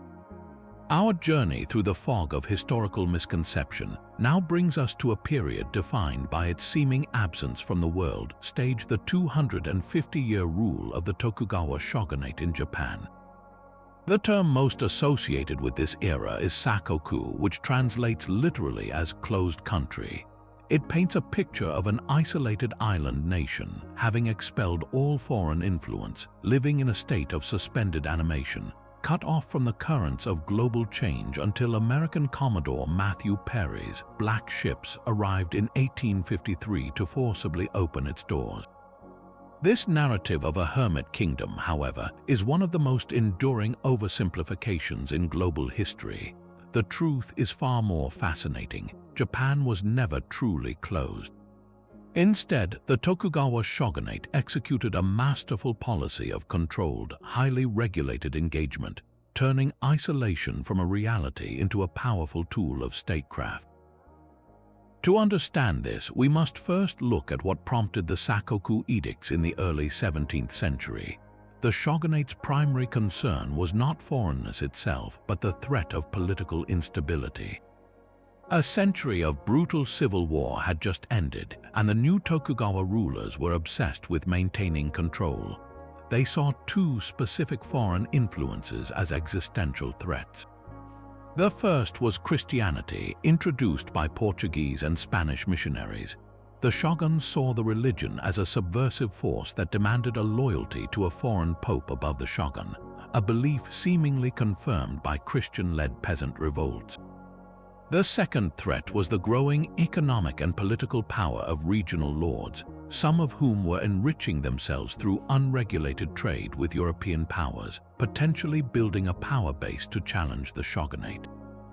The Sakoku policy was not born of xenophobia, but of a calculated desire to neutralize these two threats, to stamp out a destabilizing religion and to monopolize foreign contact and thus wealth for the central government. The proof that this was a policy of management, not total isolation, lies in the very specific exceptions written into the edicts. While the Portuguese and Spanish were expelled and Christianity was brutally suppressed, the shogunate deliberately maintained trade and diplomatic relations with four carefully chosen partners. The most famous of these channels was the tiny, artificial island of Dejima in Nagasaki harbor. This fan-shaped island, connected to the city by a single, heavily guarded bridge, was the sole authorized point of contact with Europe for over 2 centuries.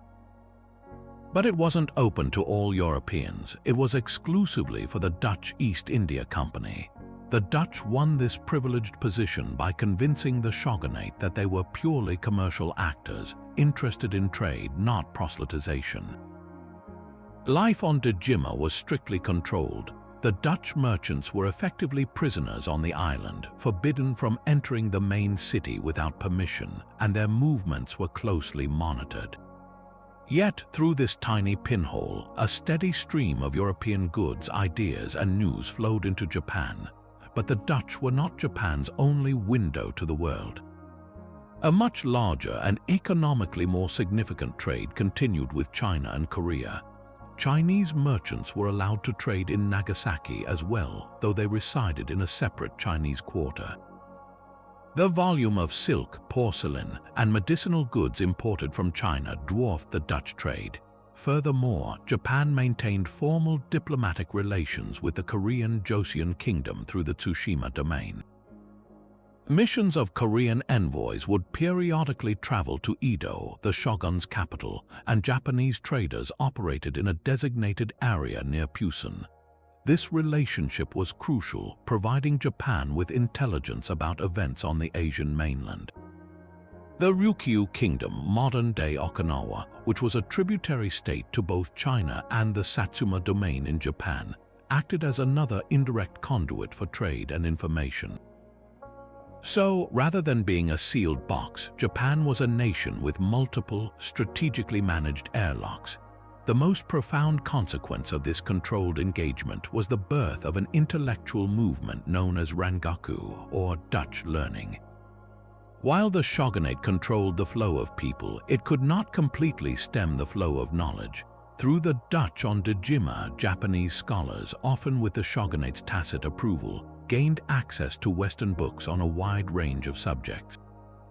They learned Dutch, painstakingly translating texts on medicine, astronomy, cartography, botany, and military science. This was not a fringe hobby. It was a serious scholarly pursuit that kept Japan abreast of the scientific revolution and the Enlightenment happening in Europe. For example, the anatomical charts in the translated work Kaitai Shinsho, based on a Dutch edition of a German anatomy text, proved to be more accurate than traditional Chinese medical texts, revolutionizing Japanese understanding of the human body. Rangaku scholars built electric generators, observed sunspots with telescopes, and created detailed maps of the world that were far superior to anything previously available. This steady drip feed of Western knowledge had a paradoxical effect. It meant that when Commodore Perry finally arrived, Japan was not the technologically backward nation the Americans expected. The shogunate's officials were well aware of the power of steamships and modern artillery. They had been studying them for decades through Rangaku. The crisis Perry precipitated was not a sudden collision with the unknown, but a dramatic acceleration of a debate that was already happening within Japan. The question was not if Japan should engage with the West, but how and on whose terms. The true legacy of the Sakoku period is not one of ignorance, but of deliberate, state-sponsored curation. Japan used its 2 centuries of relative peace not to fall behind, but to carefully filter and assimilate foreign ideas on its own schedule, building a unique cultural synthesis that would later form the foundation for its remarkably rapid modernization. The myth of the closed country obscures the brilliant, pragmatic reality of a nation that mastered the art of watching the world from a carefully controlled distance. And if our last case revealed how a nation's history could be deliberately filtered, our next story shows how an entire field of science can be led astray by a combination of clever deception and a powerful desire to see what you want to see. The tale of Piltdown Man stands as one of the most audacious and embarrassing scientific hoaxes of all time, a fraud that successfully masqueraded as the ultimate prize in anthropology, the so-called missing link, for more than 4 decades. It began in a gravel pit in the small English village of Piltdown in 1912. An amateur archaeologist named Charles Dawson claimed to have unearthed fragments of a remarkably thick, human-like skull. He brought his finds to Arthur Smith Woodward, the keeper of geology at the prestigious British Museum. Together, they returned to the site and remarkably discovered more pieces, a jawbone that was distinctly ape-like, but with teeth that showed an oddly human pattern of wear, and even some primitive-looking stone tools and fossilized animal bones. The scientific community was electrified. Here, in the English countryside, was Eanthropus dawsoni, Dawson's Dawn Man. He appeared to have the large brain of a human but the primitive jaw of an ape, perfectly fitting the expectation that human intelligence had evolved first, with other features like the jawline refining themselves later. For Great Britain, it was a point of immense national pride. The cradle of humanity, it seemed, was not in Africa or Asia, but in Sussex. The hoax was brilliantly crafted to appeal to the prejudices of the time. In the early 20th century, many Western scientists held a deep-seated belief that a large brain was the defining characteristic that had led the human lineage forward. The idea that our ancestors might have walked upright with a small, ape-sized brain, as later discoveries like Australopithecus would prove, was not a popular one. Piltdown man fit the prevailing theory like a glove. Furthermore, the fossil evidence for human evolution was still incredibly sparse. With few other specimens to compare it to, Piltdown seemed to fill a glaring gap in the record.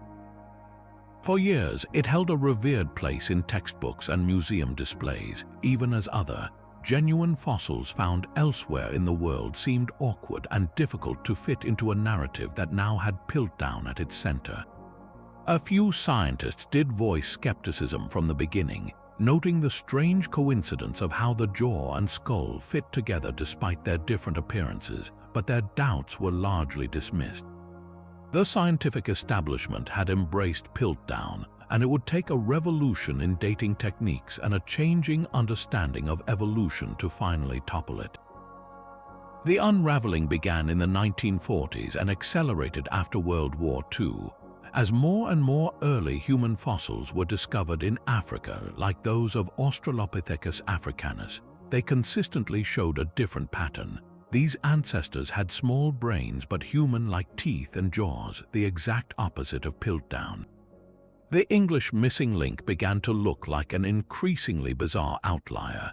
The final blow came with the development of new scientific tests. In 1949, researchers used a fluoride dating method on the Piltdown bones.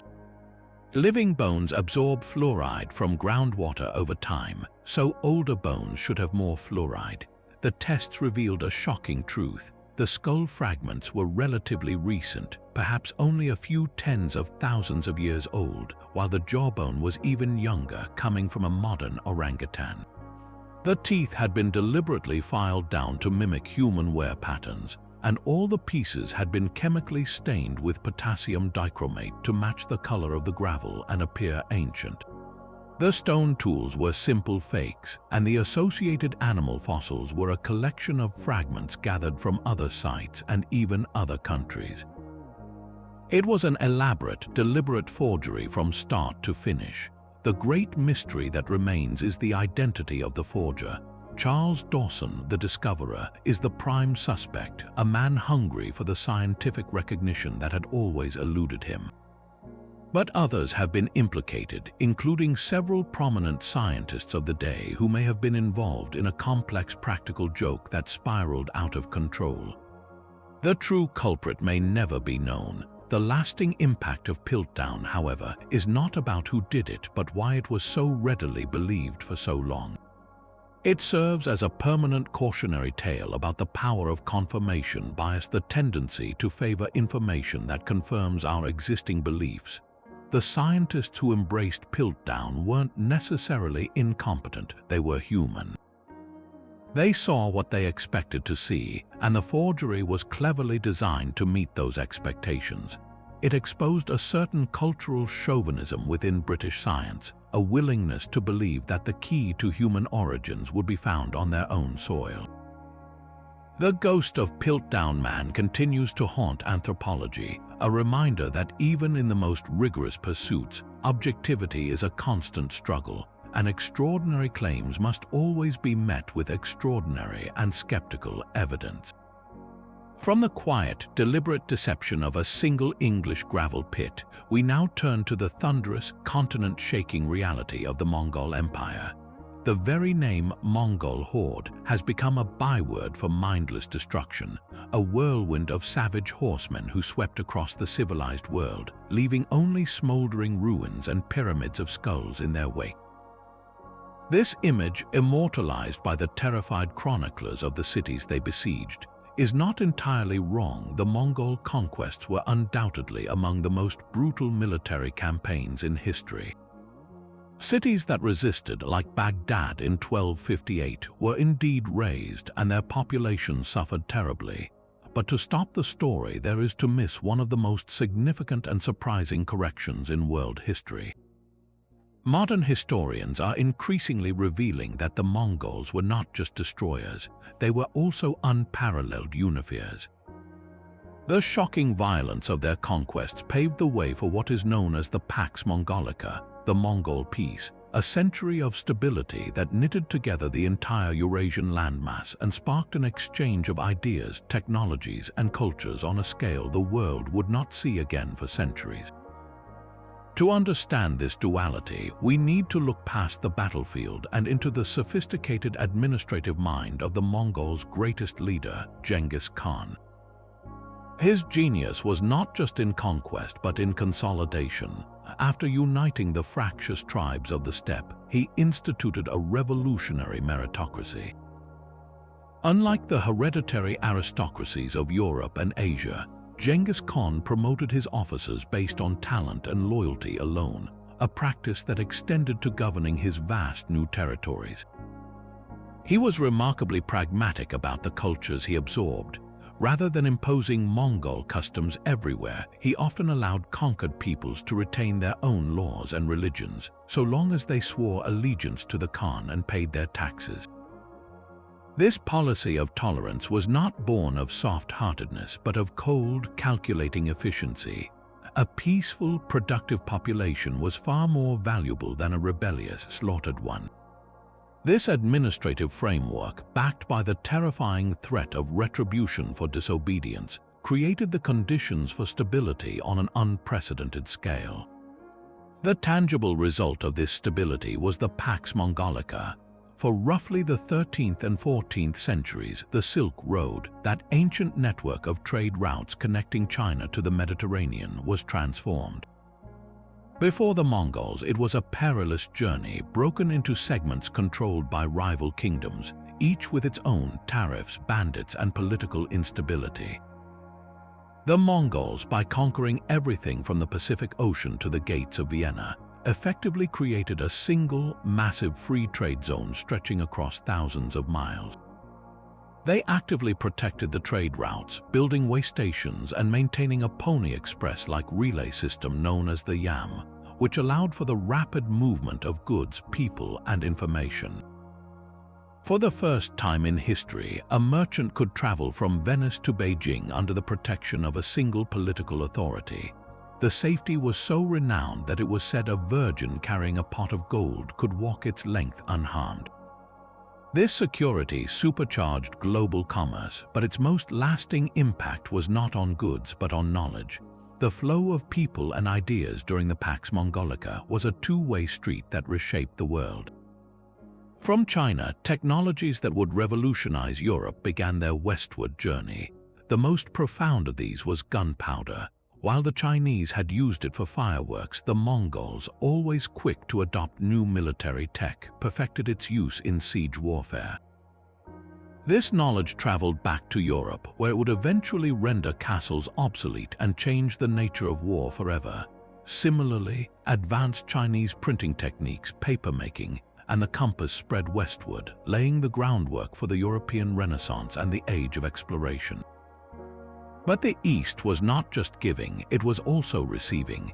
Islamic scholars whose knowledge had been preserved and advanced while Europe was in its so-called Dark Ages were welcomed into the Mongol courts.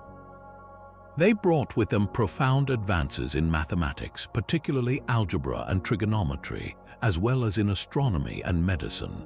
Persian astronomical tables and medical texts found their way to China, while Chinese doctors shared their expertise in acupuncture and herbal remedies. This cultural exchange is perfectly embodied by the most famous traveler of the era, the Venetian merchant Marco Polo. His journey to the court of Kublai Khan, the grandson of Genghis, and his subsequent decades in service to the Mongol ruler would have been unimaginable without the Pax Mongolica. His book, though sometimes met with skepticism, gave Europeans their first detailed glimpse of the astonishing wealth and sophistication of the East, describing paper money, coal burning, and a level of urban planning that dwarfed anything in the West. Just as significantly, the Mongol Empire facilitated the travels of Rabban Bar Soma, a Nestorian Christian monk born in Beijing, who journeyed all the way to Europe, meeting with the King of England and the Pope, acting as an ambassador for the Ilkhanate, one of the four Mongol successor states. This was a world where a Chinese Christian could negotiate with the papacy, a testament to the interconnectedness the Mongols had forged. The legacy of the Mongol Empire, therefore, is one of profound contradiction. They were both the brutal scourge of God and the architects of the first truly globalized world. The destruction they wrought was real and horrific, but the system they built in its aftermath accelerated human progress in ways we are still unraveling. They connected worlds that had only known each other through myth and fable, transferring the technologies that would power the rise of the West and the scientific and cultural knowledge that enriched the East. The story of the mindless horde is a comforting simplification for those on the receiving end of their swords, but the true history is far more complex. It is the story of how, from the ashes of conquered cities, arose a century of peace that shrank the world, reminding us that history's most formidable agents of change are rarely simple, and their impact is almost never just one thing. But perhaps no historical event has been so thoroughly flattened into a simple cartoon as the French Revolution. We all know the scene, a mob of ragged, starving peasants storming the Bastille, fueled by the heartless indifference of a queen who supposedly said, "Let them eat cake." It's a powerful image of a desperate uprising of the poor against the rich. And while the desperation was real, the real story of the French Revolution is infinitely more complex, a perfect storm where lofty Enlightenment philosophy collided with a bankrupt treasury and a political system cracking under its own weight.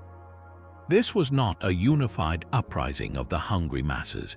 It was a revolution driven by lawyers, merchants, and disgruntled nobles, a chaotic cascade of events set in motion by a king who helped fund a revolution abroad, only to find one landing on his own doorstep.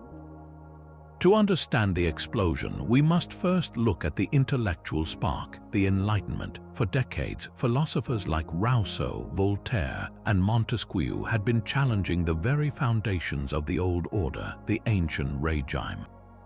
Their ideas of popular sovereignty, social contract, and the separation of powers circulated in salons and coffee houses, eagerly consumed by an expanding, literate middle class known as the bourgeoisie. These were not starving peasants, they were doctors, lawyers, bankers, and businessmen. They had wealth and education, but under the rigid three-estate system of French society, they had virtually no political power.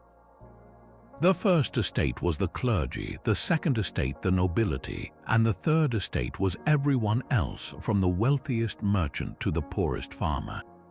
This system meant that the bourgeoisie, who bore the heaviest tax burden, were shut out of governance by an aristocracy that contributed little but enjoyed all the privileges.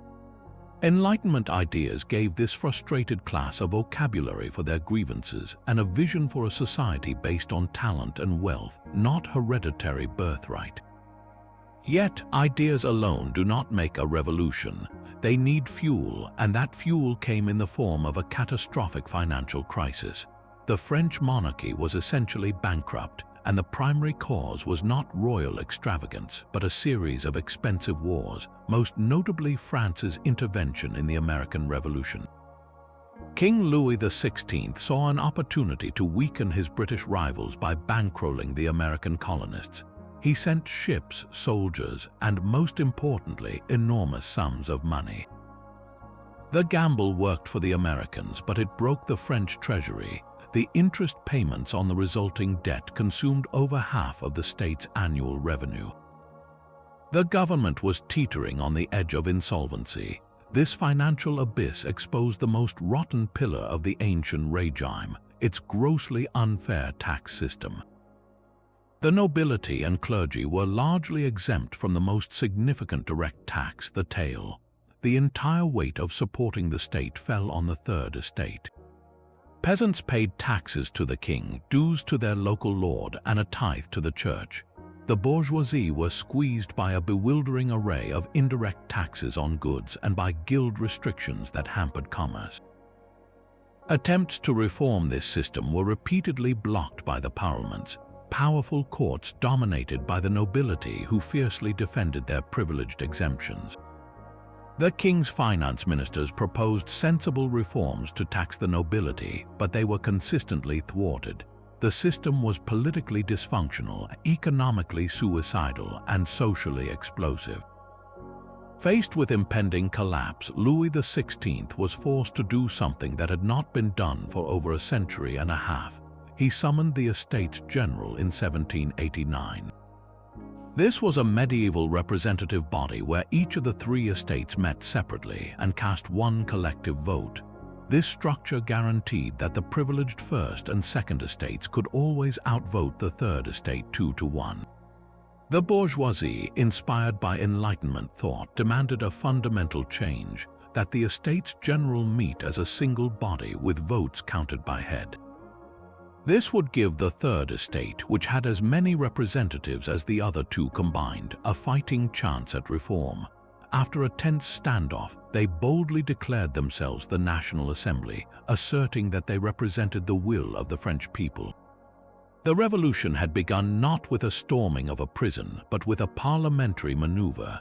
The famous storming of the Bastille on July 14th came weeks later, a reaction to the king's clumsy attempt to suppress this new assembly by massing troops around Paris. It was an act of defiance, but also a practical raid to seize the gunpowder stored inside the fortress.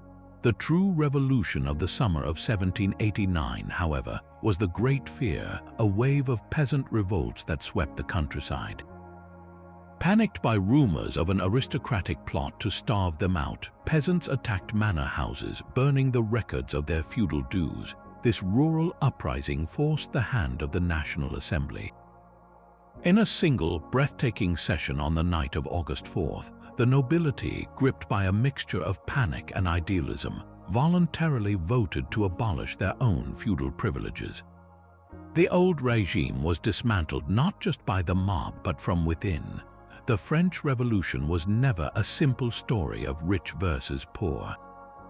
It was a fragile and often violent alliance between a progressive bourgeoisie seeking political rights and a desperate peasantry seeking bread, all set against a backdrop of a state that had simply run out of money and ideas, proving that when a system becomes too rigid to reform, it becomes ripe for revolution.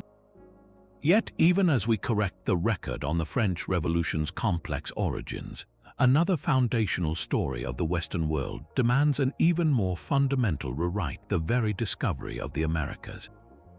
For centuries, the narrative was simple and triumphant. In 1492, the courageous Christopher Columbus sailed the ocean blue and discovered a new world.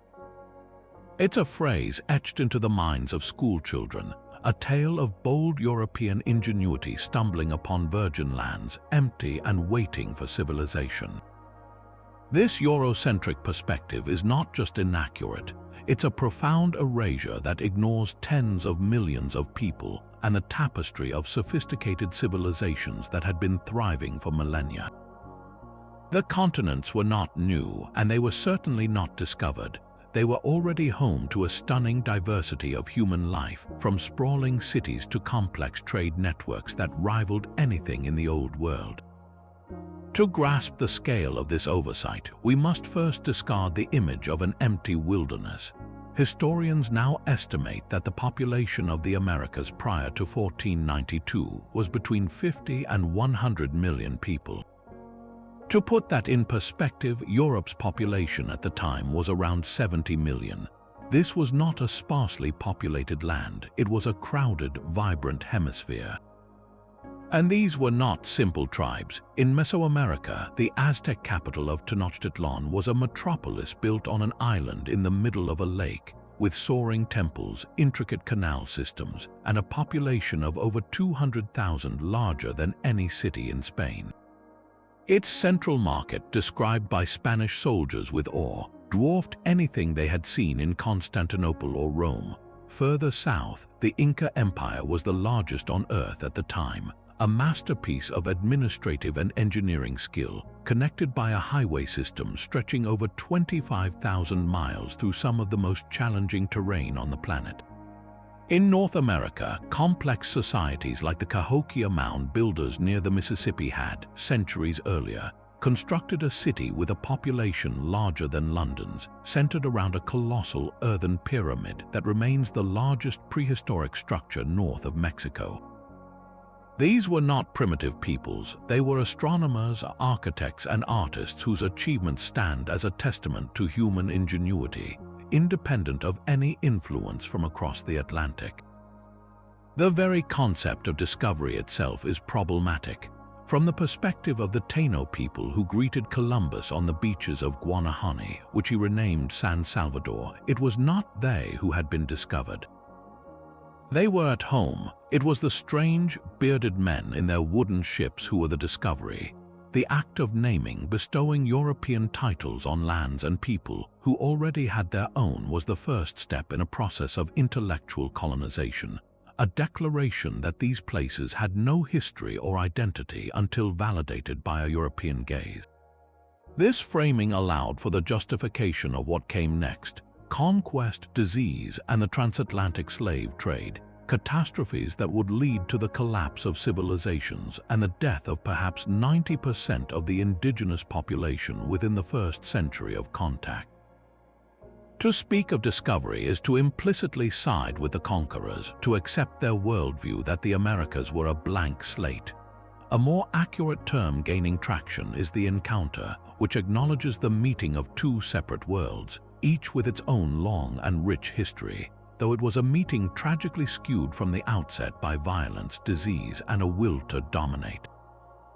But the final, decisive blow to the Columbus as first discoverer myth comes not from the Americas, but from the North Atlantic.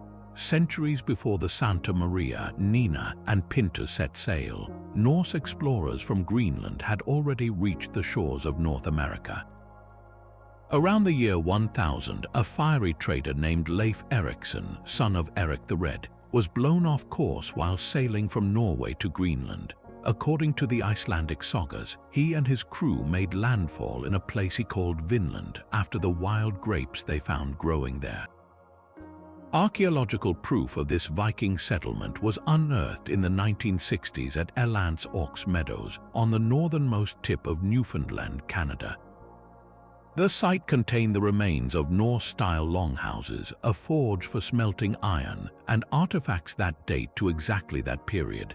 This was not just a fleeting landing, it was a small but permanent settlement, a base for exploring the coast. The Norse interactions with the indigenous peoples they called Skraelings were initially based on trade, but they soon turned to conflict, and within a decade or two, the Norse abandoned their foothold. The settlement failed, and knowledge of these lands faded in Europe, becoming little more than a legend. So why does Columbus get all the credit while Leif Erikson is a historical footnote? The answer lies in consequences. The Norse voyages to Vinland were a dead end. They did not lead to sustained contact, permanent colonization, or a transformation of the global economy. They were a fascinating cul-de-sac in history. Columbus's voyage, however, had apocalyptic consequences. It irrevocably connected two hemispheres that had been separated for 12,000 years, triggering the Columbian Exchange, the massive transfer of plants, animals, cultures, human populations, technology, and diseases between the Americas and the Old World. This event reshaped the world's diet, led to the rise of European empires, and set in motion the forces of modern globalization. Columbus's voyage mattered not because he was first, but because he was last. His journey stuck, creating a chain of events that changed the planet forever. Correcting the historical record, then, is not about taking away from the significance of 1492, but about enriching our understanding of it. It forces us to see this pivotal moment not as the beginning of American history, but as a violent, tragic, and world-altering collision between two ancient worlds, each with its own profound past. It is a story that rightly begins not with a Genos sailor, but with the millions of people who are already home. And from the dramatic collision of worlds in 1492, we turn now to perhaps the grandest and most enduring narrative of an ending in all of Western history, the fall of the Roman Empire. The image is iconic and deeply ingrained. We see barbarian hordes pouring over the frontiers, the last emperor in the West being deposed in 476, and the magnificent light of classical civilization being snuffed out, plunging Europe into 1,000 years of darkness. This story, immortalized by the 18th century historian Edward Gibbon in his monumental work, The History of the Decline and Fall of the Roman Empire, is a masterpiece of dramatic storytelling. But modern historians have come to see Gibbon's narrative not as the final word, but as a product of its time, an elegant but ultimately misleading simplification. The truth is far more interesting and far less cinematic. Rome didn't so much fall in a single catastrophic event. It underwent a profound and gradual transformation, a slow-motion metamorphosis where its own institutions, culture, and laws were reshaped to create the very medieval world that was supposed to have replaced it. Gibbon's perspective was deeply influenced by the Enlightenment ideals of his own era. He viewed the rise of Christianity, with its focus on the afterlife and its challenge to traditional Roman civic virtue, as a primary cause of the empire's loss of martial spirit and eventual collapse. For him, the story was one of decay from a golden age of pagan reason to an age of superstition and ignorance. This view of a clean break, a catastrophic fall, is incredibly compelling, but it creates a false dichotomy between a Roman world and a medieval one that simply didn't exist for the people living through it. If you were a farmer in Gaul in the year 500, the change in your daily life was likely imperceptible. The taxes you paid might now be collected by a Frankish king's official instead of a Roman bureaucrat, but the administrative system itself was often the same. The language you spoke was evolving, but it was still a form of Latin. The law that governed property disputes still had its roots in Roman legal codes. The concept of a sudden end is a historical illusion when viewed from the ground level. A much more accurate way to understand this period is to see it as a process of fusion and adaptation, particularly in Western Europe. The so-called barbarian tribes who established kingdoms on former Roman soil, the Goths, Franks, and Vandals, were not mindless destroyers.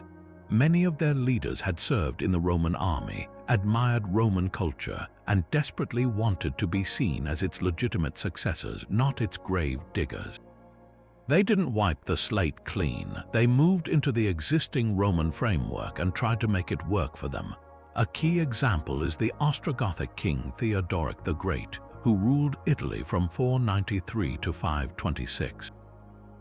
Theodoric presented himself as a Roman ruler.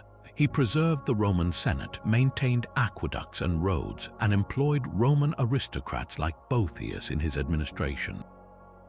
His kingdom was a hybrid state, a partnership between Gothic military power and Roman administrative expertise.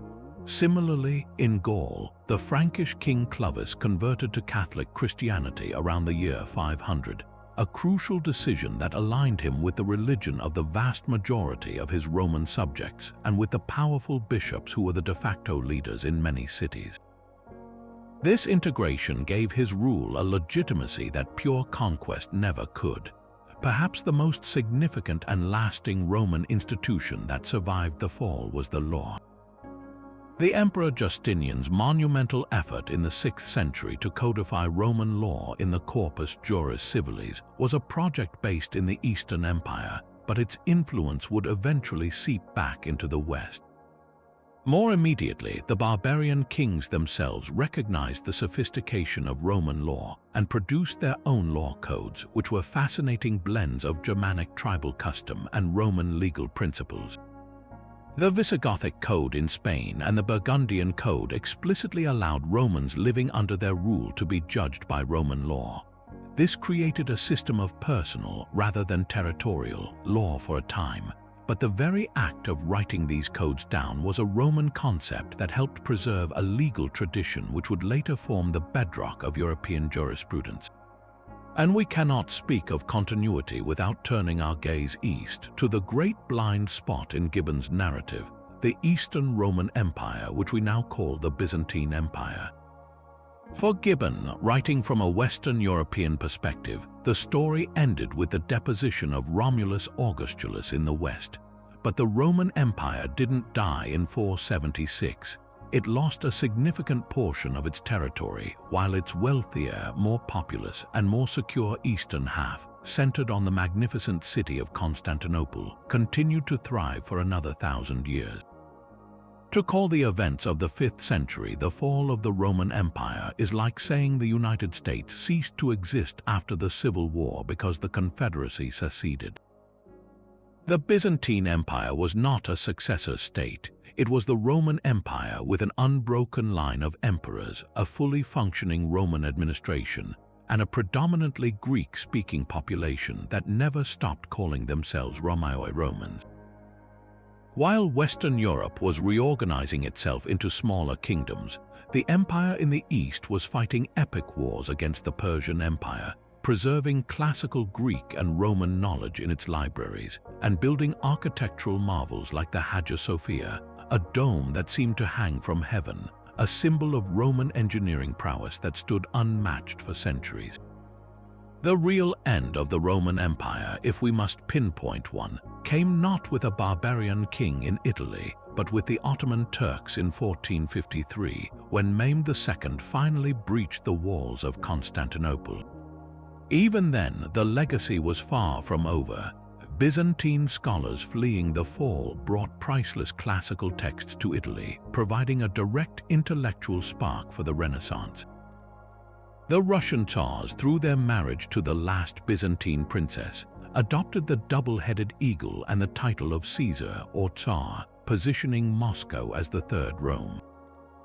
The Roman Church, the papacy, remained the most powerful institution in Western Europe throughout the Middle Ages, a direct lineal descendant of the ancient world. The story of Rome is not one of a clean break and a dramatic collapse. It is a story of a mighty river that, rather than drying up, split into many channels, each feeding and nourishing the landscape of the world that came after. The Roman Empire didn't fall, it transformed, and in doing so, it became the invisible bedrock of Western civilization, its echoes resonating in our laws, our languages, our cities, and our very conception of what an empire can be. But just as we've seen entire empires and historical eras subjected to dramatic reinterpretation, sometimes the most beloved corrections in history involve not kings or civilizations, but the colossal creatures that once ruled the earth. And few stories in the annals of science are as strangely heartwarming as the tale of the Brontosaurus, the dinosaur that was stolen away from the public, declared a scientific mistake, and then, against all odds, triumphantly returned. For generations of children and adults, the name Brontosaurus was synonymous with the very idea of a dinosaur, that gentle, long-necked, enormous-bodied giant placidly wading through prehistoric swamps was a fixture of museum halls, cartoon strips, and plastic toy boxes. It was a cultural icon. Then came the devastating news: it wasn't real. You've been misled, we were told. The animal you call Brontosaurus is actually an Apatosaurus. For decades, this was the accepted truth in paleontology, a classic example of popular culture clinging to an era that science had moved beyond. But in a stunning twist, the story wasn't over. The Brontosaurus, it turns out, had merely been waiting in the wings for its grand comeback.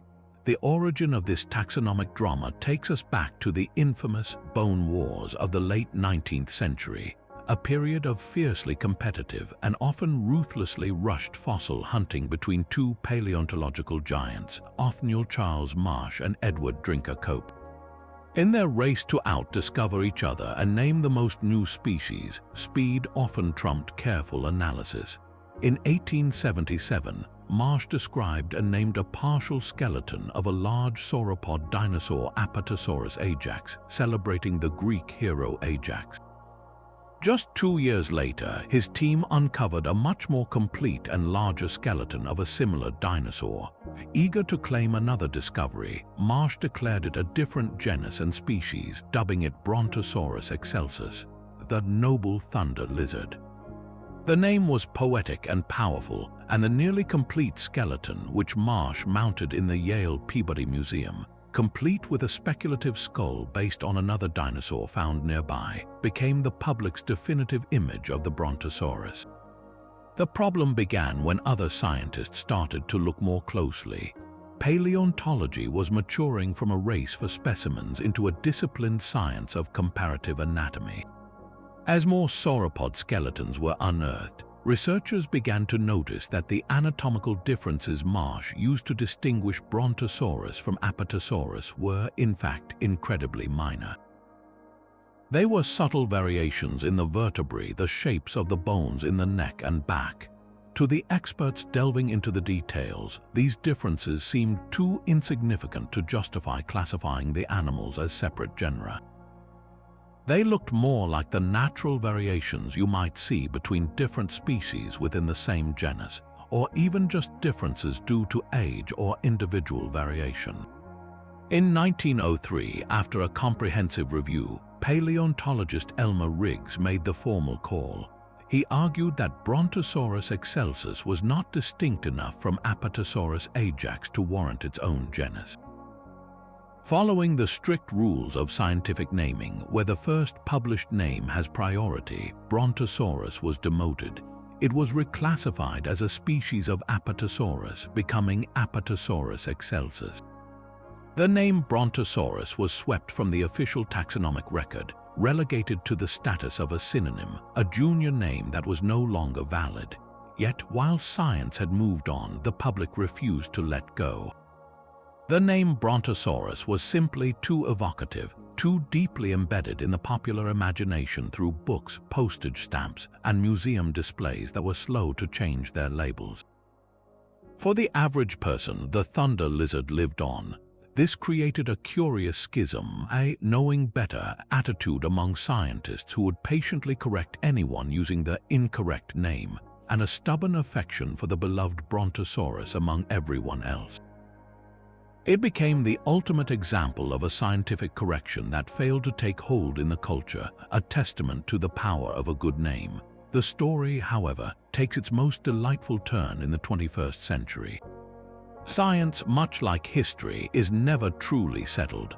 New technologies and more sophisticated analytical methods can reopen cases long thought closed.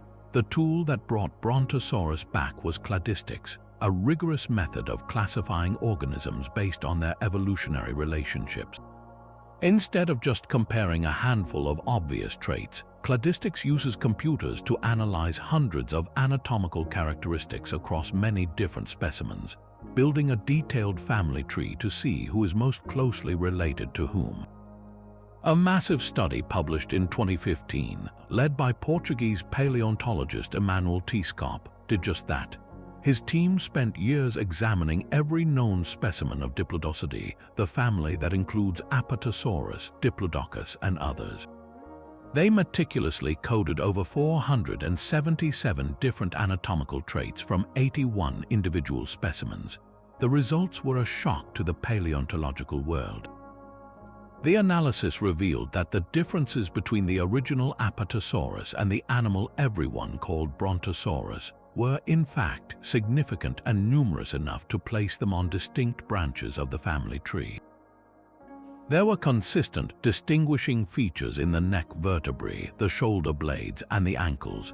The computer model concluded that Brontosaurus excelsus was not just a different species from Apatosaurus ajax, it was a separate genus after all. The thunder lizard had been valid all along. This was a rare and thrilling instance of a popular error being vindicated by cutting-edge science. The name that refused to die in the public sphere was now officially resurrected in the halls of academia. The return of the Brontosaurus is more than just a win for dinosaur fans. It's a wonderful lesson in the dynamic, self-correcting nature of science itself. It shows that scientific consensus is not a stone tablet handed down from on high, but a living, breathing process of hypothesis, testing, and revision. What one generation of scientists dismisses as insignificant, a future generation armed with better data and better tools may recognize as critically important. The tale of the Brontosaurus reminds us that our understanding of the past, whether it's human history or the deep history of life on Earth, is always a work in progress. It's a story that validates both the rigor of scientific inquiry and the stubborn, heartfelt connection we can feel to a creature that thundered back into existence, proving that sometimes what feels true in our hearts can, against all odds, turn out to be true in the fossil record as well. But if the story of the Brontosaurus shows us how science can correct its own mistakes, our next case reveals how a single individual's stubborn belief can force the entire world to correct its understanding of one of its greatest stories. For centuries, the Trojan War existed in a unique space in the Western imagination. It was the foundational epic of ancient Greece, the source of timeless heroes like Achilles, Hector, and Odysseus, and the setting for Homer's Iliad and Odyssey. Yet, for all its cultural power, educated opinion held that it was just that, a magnificent story. The war, the city of Troy itself, even the characters, were widely considered to be pure myth, poetic inventions crafted by Homer centuries after the supposed events. The idea that a historical kernel of truth lay behind the legend was dismissed as the stuff of fantasy. That is, until a wealthy, eccentric, and relentlessly determined German businessman named Heinrich Schliemann decided to prove everyone wrong. Schliemann was the unlikeliest of archaeologists. He was not a trained academic. He was a self-made millionaire who had made his fortune in indigo dye, tea, and especially the California gold rush, where he operated as a bank speculator. He was a man possessed by a romantic obsession with the Homeric epics, which he claimed to have memorized.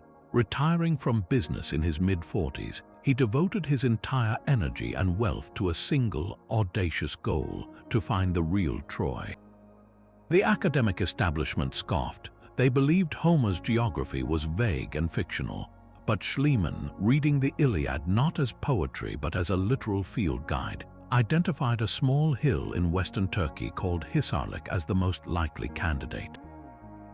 A British diplomat named Frank Calvert, who owned part of the land and also believed it was the site of ancient Troy, tried to interest the British Museum in excavating but was ignored.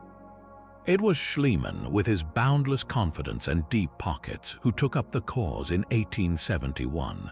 What followed was an excavation that was both groundbreaking and brutally destructive by modern standards. Schliemann was not a careful digger. He was a treasure hunter in a hurry. Convinced that Homer's Troy would be found at the lowest, oldest levels, he ordered his crews to dig a massive, deep trench straight through the center of the mound. In the process, they ruthlessly destroyed vast amounts of later archaeological material from the Greek, Roman, and Byzantine periods that lay closer to the surface. He was tearing through history like a bulldozer, single-mindedly focused on reaching the Bronze Age. Then, in May of 1873, he made a discovery that would electrify the world.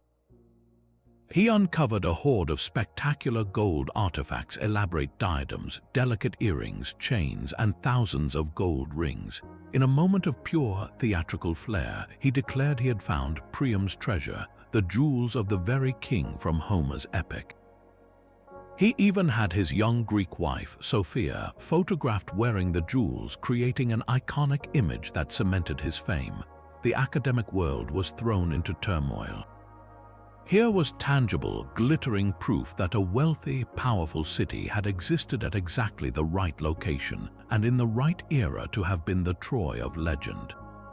Schliemann became an international celebrity, a romantic figure who had pulled myth into reality. However, the initial euphoria was soon tempered by serious criticism from professional archaeologists. They rightly pointed out the catastrophic flaws in his methods. The treasure hoard he found was not, in fact, from the layer he believed was Homeric Troy. We now know it was centuries older, belonging to a city now designated Troy II, which flourished 1,000 years before the traditional date of the Trojan War. Furthermore, Schliemann was almost certainly guilty of salting his finds, combining artifacts from different locations to make his discoveries seem more dramatic. The famous photograph of Sophia wearing the jewels of Helen was likely staged, as she wasn't even at the site when the treasure was unearthed. His romantic narrative was often more important to him than the messy truth. Despite these serious ethical and methodological failings, Schliemann's legacy is profoundly paradoxical. While his specific conclusions were wrong and his techniques were appalling, his fundamental achievement was world-changing.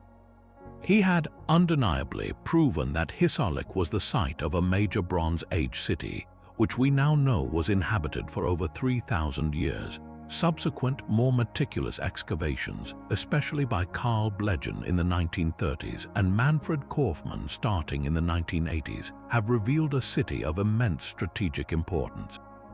Troy was not just one city but 9, built one on top of the other. The layer now associated with the potential historical context of the Homeric epics, Troy 6 or 7, was a heavily fortified citadel showing clear evidence of violent destruction and fire around 1250 BC, the precise period the war was thought to have occurred. It was a wealthy trading hub, perfectly positioned to control the traffic through the Dardanelles, a narrow strait that was a crucial passage between the Aegean Sea and the Black Sea. This geographical reality suggests a compelling historical motive for a war that Homer would later dress in the themes of honor, love, and glory, control over an immensely profitable trade route. Schliemann's true revolution, then, was not in finding King Priam's palace, but in shattering a dogma.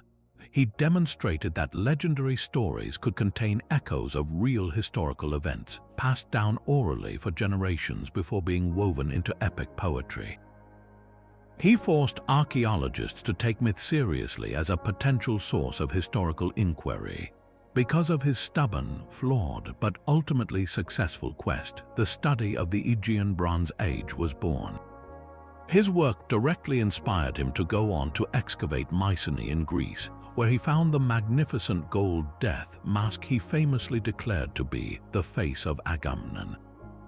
Again, he was wrong about the specific identity, but right about the cultural significance. He had uncovered the powerful civilization of the Mycenaean Greeks, the very people Homer described as launching the 1,000 ships against Troy. The story of Heinrich Schliemann is a perfect microcosm of historical discovery itself, a messy, often flawed process driven by equal parts brilliance, obsession, and error, but one that can, against all odds, uncover a truth far more wonderful than the myth it sought to prove. Leaving behind the treasure-laden citadels of Mycenae and Troy, we sail south to the sun-drenched island of Crete, home to a civilization so enchanting that it has long been portrayed as a prehistoric paradise. This is the world of the Minoans, a Bronze Age society that flourished for centuries, leaving behind breathtakingly vibrant frescoes of leaping dolphins, elegant figures in flounced skirts, and vast labyrinthine palace complexes without a single fortification wall in sight. For generations, this artistic legacy painted a picture of a uniquely peaceful, almost utopian society, a sharp contrast to the warlike kingdoms of the mainland.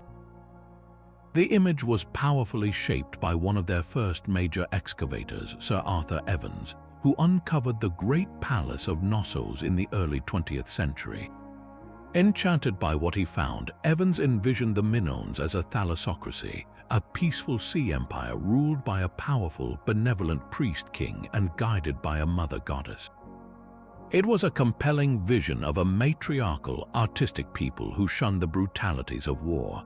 But as with so many idyllic visions of the past, modern archaeology is chipping away at this peaceful facade, revealing a society that was far more complex and far less pacifistic than the beautiful art would have us believe.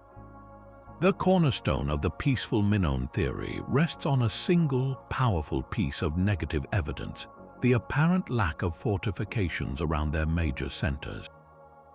Unlike the heavily walled citadels of Mycenae or Tiryns on the Greek mainland, the great Minoan palaces like Knossos, Phaistos, and Malia were open, sprawling complexes integrated into the landscape. Their art, preserved on palace walls, seems to celebrate nature, ritual, and athletic prowess. We see the famous bull-leaping frescoes depicting acrobats vaulting over charging bulls, a display of courage and agility, not combat. We see processions of graceful figures bringing offerings and scenes of marine life bursting with color. There are no grand battle reliefs, no triumphant kings trampling their enemies, no depictions of sieges that are so common in contemporary Egyptian and Near Eastern art. This absence was interpreted as a profound cultural choice, a reflection of a society that had transcended the need for warfare. Yet, the absence of evidence is not evidence of absence. More recent and thorough archaeological surveys across Crete have begun to uncover a different story, one written not on palace walls but in the very soil of the island. While the major central palaces may have been unwalled, this does not mean the Minoans felt no need for defense. Excavations have revealed fortified structures elsewhere on the island, particularly in more remote or strategically important locations.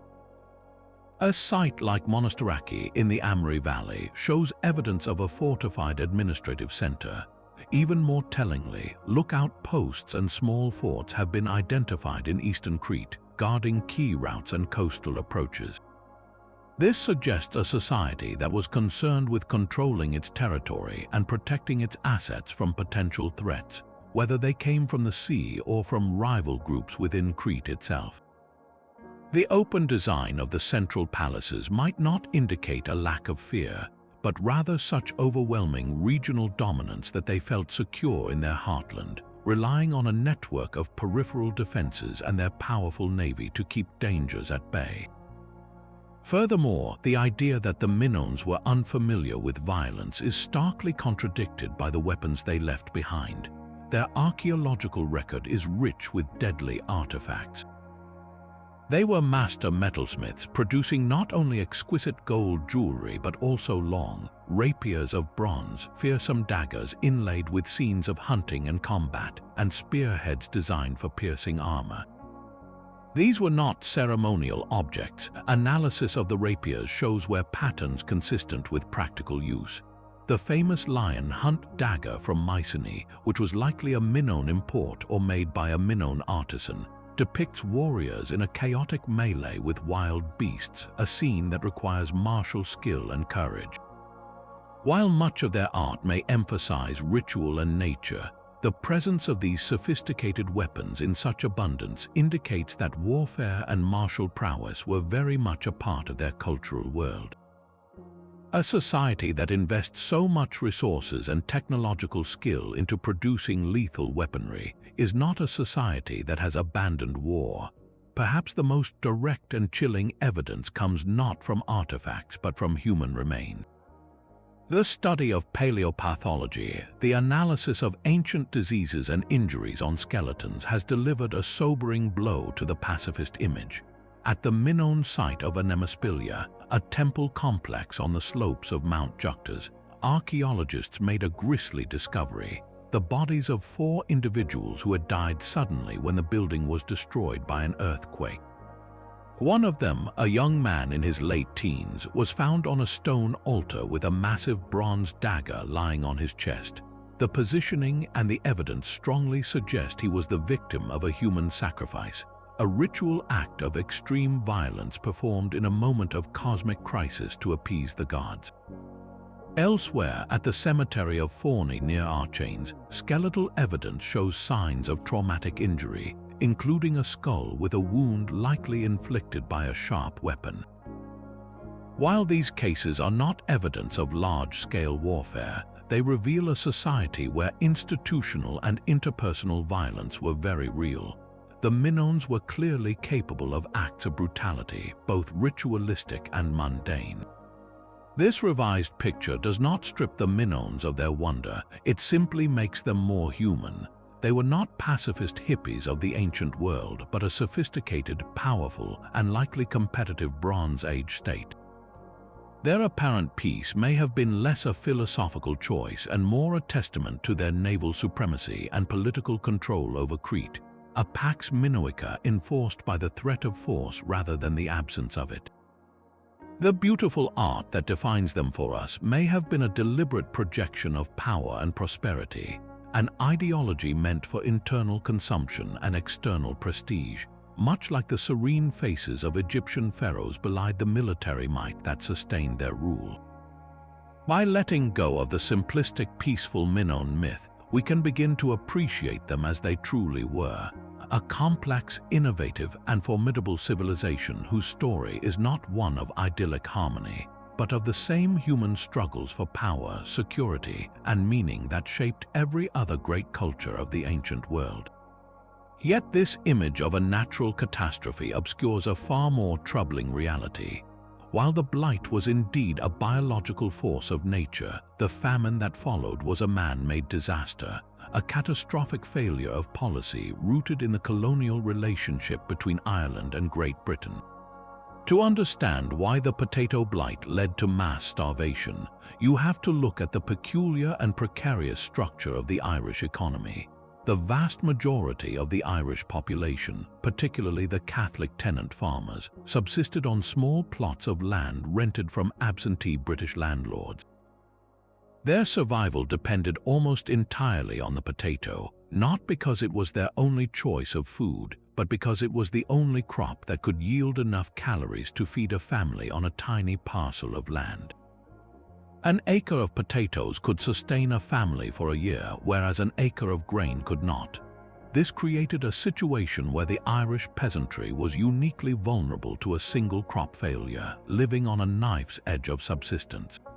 The true injustice and the core of the historical reassessment lies in what was happening on Irish farms that were not growing potatoes. Alongside the potato patches that fed the people, Ireland was also a major producer of wheat, oats, barley, cattle, pigs, and butter. These commodities were grown on larger farms, mostly owned by the Anglo-Irish gentry, and they were destined for one place, the export market. Throughout the entirety of the famine, even during the very worst years when people were dying in the ditches, Ireland remained a net exporter of food. Ships laden with grain and livestock continued to sail from ports like Cork and Dublin to England, under armed guard, while the local population starved. This wasn't a secret, it was reported in newspapers of the time. The food was there, but it was treated as a commodity to be sold for profit, not as a lifeline to be used for relief. The starving Irish millions simply did not have the money to buy it. This shocking reality was justified and enforced by the dominant economic ideology of the British ruling class, laissez-faire capitalism. This doctrine held that the government should not interfere in the free market. Influential figures like Sir Charles Trevelyan, the British Treasury official who was effectively in charge of the famine response, believed that providing direct food aid or halting exports would distort natural economic laws and create a culture of dependency. Trevelyan saw the famine as a mechanism for reducing surplus population and a divine judgment on what he considered an indolent and unruly Irish people. His policies were not merely neglectful, they were actively dogmatic. Instead of organizing a massive, state-funded relief effort, the government's initial response was to promote public works projects, where starving men were expected to perform heavy manual labor building roads and walls in exchange for a pittance that was often insufficient to buy the increasingly expensive food that was available. This was a cruel and inefficient system that wasted precious energy and time. Even when the government did eventually import maize from America, a type of corn known as Peel's brimstone, it was often distributed inedible or without the means to grind it. More devastatingly, the government insisted that this minimal relief should not be given for free, upholding the principle that the market should not be undermined. As the crisis deepened, the British government began to shift the entire financial burden of relief onto the Irish taxpayers themselves through the poor law system, pushing already bankrupt local parishes into further destitution. At the same time, the eviction of starving tenants who could not pay their rent accelerated, with landlords often burning their cottages to prevent them from returning, a practice known as shipwrecking.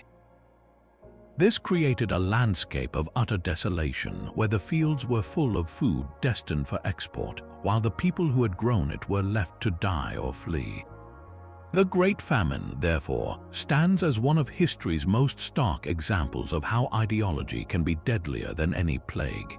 It was a tragedy where the resources to prevent suffering were present, but the political will to deploy them was absent, transforming our agricultural crisis into a genocide of neglect that forever scarred Ireland and reshaped its destiny.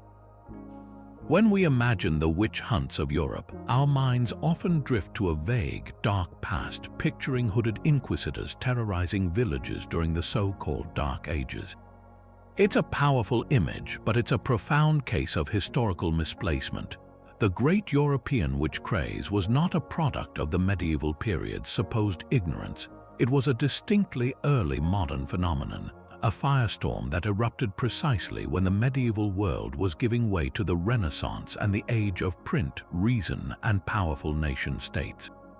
The timeline is crucial. While belief in magic and harmful witchcraft certainly existed in the Middle Ages, the systematic, judicial mass persecution that saw tens of thousands executed reached its bloody peak between 1450 and 1750. This was not the work of a superstitious peasantry run amok, but a calculated campaign driven from the top down, fueled by the very forces we associate with modernity. To understand why this happened when it did, we must first look at the seismic religious shift that fractured Christendom, the Protestant Reformation. Beginning in 1517 with Martin Luther's 95 Theses, Europe was plunged into centuries of sectarian conflict between Catholics and Protestants. This was not just a war of armies, but a war for souls, and it created a pervasive atmosphere of spiritual panic. Both sides saw the other as heretical, agents of the devil in a cosmic battle for the fate of the world. In this climate of heightened religious anxiety, the figure of the witch transformed. She was no longer just a local nuisance who might curse a cow or spoil a harvest. She was recast as a heretic of the highest order, a satanic conspirator who had made a formal pact with the devil and attended blasphemous nocturnal gatherings known as Sabbaths. Persecuting witches became a way for each side to prove its own doctrinal purity and zeal, to purge their communities of the devil's infiltrators. The worst witch hunts often occurred in regions on the front lines of this religious conflict, like the German lands, where competing faiths created a toxic brew of fear and suspicion. This new, terrifying idea of the witch as part of a diabolical conspiracy was supercharged by a revolutionary technology, the printing press. Invented by Johannes Gutenberg around 1440, the press allowed for the mass production and rapid dissemination of texts in a way never before possible. And among its earliest and most popular publications were lurid demonological manuals. The most infamous of these was the Malleus Maleficarum, or the Hammer of Witches, published in 1486 by a German Dominican friar. This book was a detailed, misogynistic guide on how to identify, interrogate, and convict witches, blending learned theology with sensationalistic folklore. It argued that women were particularly susceptible to the devil's temptations due to their supposed moral and intellectual weakness. The Malleus became a runaway bestseller, going through multiple editions and providing a ready-made toolkit for judges and magistrates across the continent. For the first time, a localized fear could be standardized and amplified into an international panic, with legal officials hundreds of miles apart following the same horrific script. The final, essential ingredient was the rise of centralized state power. In the Middle Ages, legal authority was often local and fragmented. Witchcraft accusations might be handled by a village court or a church tribunal with varying, and often surprisingly lenient, outcomes. But by the early modern period, emerging sovereign states were consolidating their judicial systems, creating powerful, centralized courts that had the authority and the bureaucratic machinery to conduct large-scale prosecutions. These state courts adopted the Roman law legal procedure known as inquisitorial process, which allowed judges to initiate investigations without a formal accuser. This meant that rumors and suspicions were enough to start a trial. Furthermore, these courts permitted the use of torture to extract confessions, and the rules of evidence were twisted to ensure conviction. The concept of spectral evidence, the idea that a witch could send her spirit to torment her victims, made it impossible for the accused to mount a defense.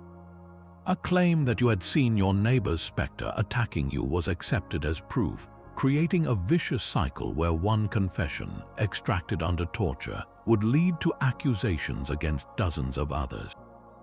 The witch hunt, therefore, was not a spontaneous outburst of mob violence.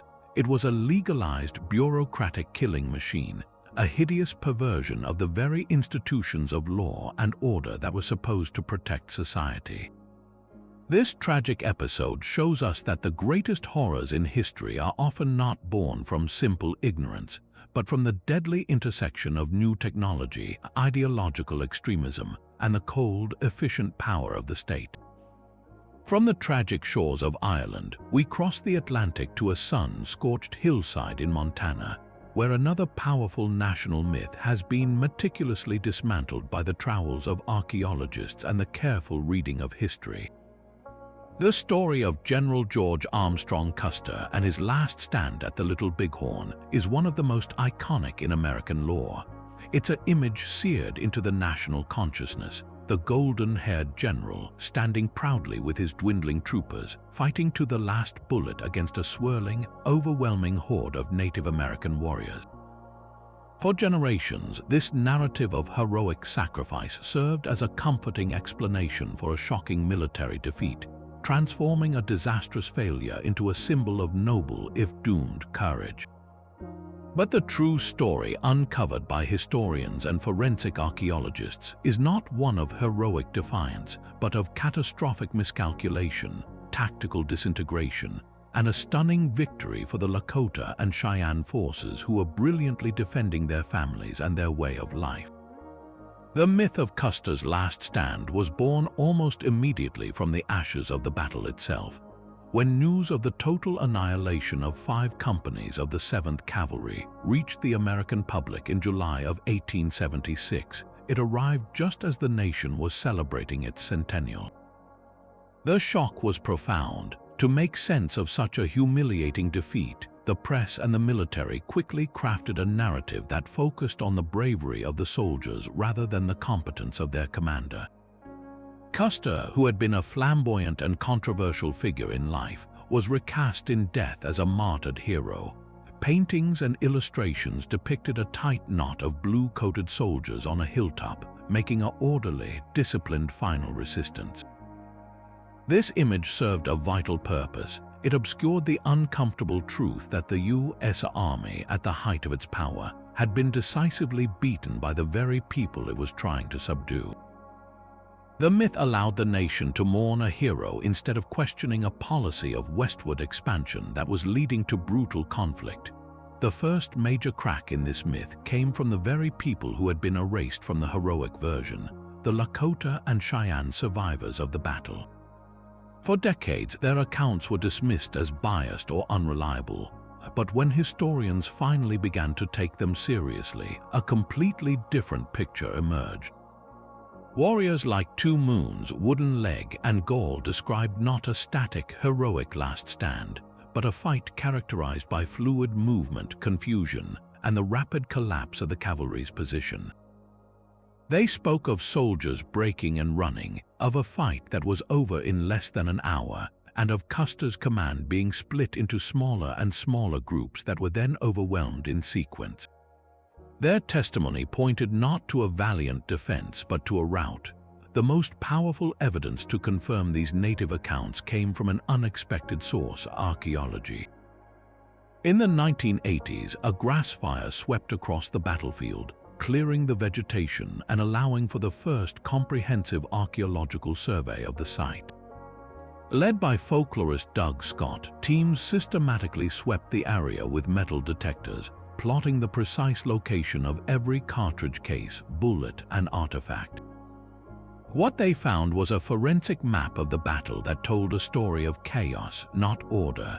The distribution of the cartridge cases revealed that the soldiers had not fought from a single, organized defensive perimeter.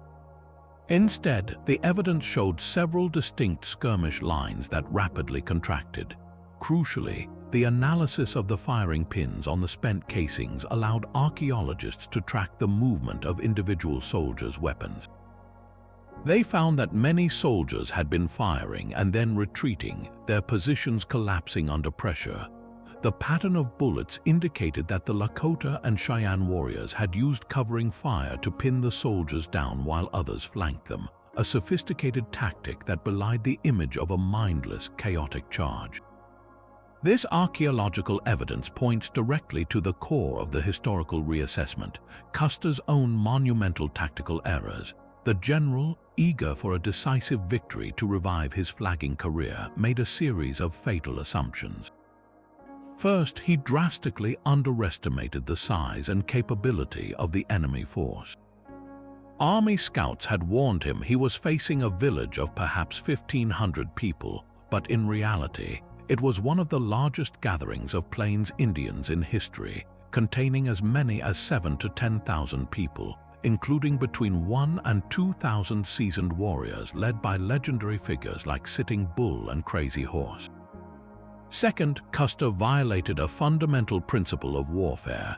He divided his force in the face of a superior enemy.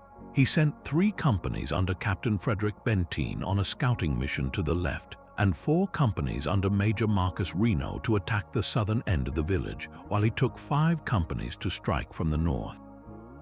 This plan relied on the enemy being small, surprised, and passive. Instead, it allowed the Lakota and Cheyenne to deal with each fragment of the 7th Cavalry separately. Reno's attack on the southern end of the village quickly stalled and turned into a disorganized retreat across the river, where his men were pinned down on bluffs and besieged. Instead of riding to Reno's aid or consolidating his own force, Custer pressed on with his 210 men. He likely intended to attack the village from the rear, but as he descended toward the river, he was met by a massive counterattack. Warriors under Gall, furious after the death of his family in Reno's initial attack, swarmed across the river and hit Custer's flank. Meanwhile, Crazy Horse led a sweeping movement that rode around the cavalry's position, effectively surrounding them on what is now known as Last Stand Hill. The battlefield archaeology shows that the fighting was not a long, drawn-out siege, but a fast-moving engagement. The soldiers, armed with single-shot Springfield carbines that jammed easily in the heat and dust, were overwhelmed by warriors armed with a mix of traditional weapons and repeating rifles, which gave them a significant advantage in firepower. The idea of an orderly last stand evaporates in the face of the evidence, replaced by a scene of panic and tactical collapse as the command was systematically destroyed. The real story of the Little Bighorn is not one of heroic sacrifice, but of a talented but arrogant commander who met a well-deserved defeat at the hands of a highly skilled and strategically superior opponent. A victory that, though ultimately short-lived, stands as a powerful testament to Native American resistance. For centuries, the Amazon rainforest has been portrayed as the ultimate pristine wilderness, a vast, impenetrable jungle that has existed for millennia untouched by human hands, home only to small, isolated tribes living in harmony with an untamed nature. This image of a green hell or an Edenic paradise, depending on the storyteller, has been a powerful narrative, shaping everything from conservation policy to adventure novels. It suggests that the breathtaking biodiversity of the Amazon is a purely natural phenomenon, a world that existed apart from humanity. But what if this foundational idea is another profound historical error? A revolution in archaeology, fueled by new technologies like satellite imagery and LiDAR, is systematically demolishing the myth of the empty Amazon, revealing instead the traces of a once thriving, densely populated world of sophisticated engineers who shaped the very forest we see today. The traditional view was not born from malice, but from a fundamental methodological blindness. Early explorers and archaeologists looked at the Amazon and saw what they expected to see: an environment with poor, acidic soils that could not possibly support large, settled populations practicing intensive agriculture. The model that emerged was one of environmental determinism. It argued that the Amazon could only sustain small, nomadic bands of hunter-gatherers or simple slash-and-burn farmers who would have to constantly move their villages as the soil was quickly exhausted. The sheer density of the jungle also hid the evidence. Without the stone monuments of the Andes or the Maya, the archaeological record was seemingly invisible. The conclusion seemed logical. The Amazon was a virgin forest and its people were passive inhabitants, not active shapers of their world. The first major crack in this theory came from the ground itself, literally from the soil.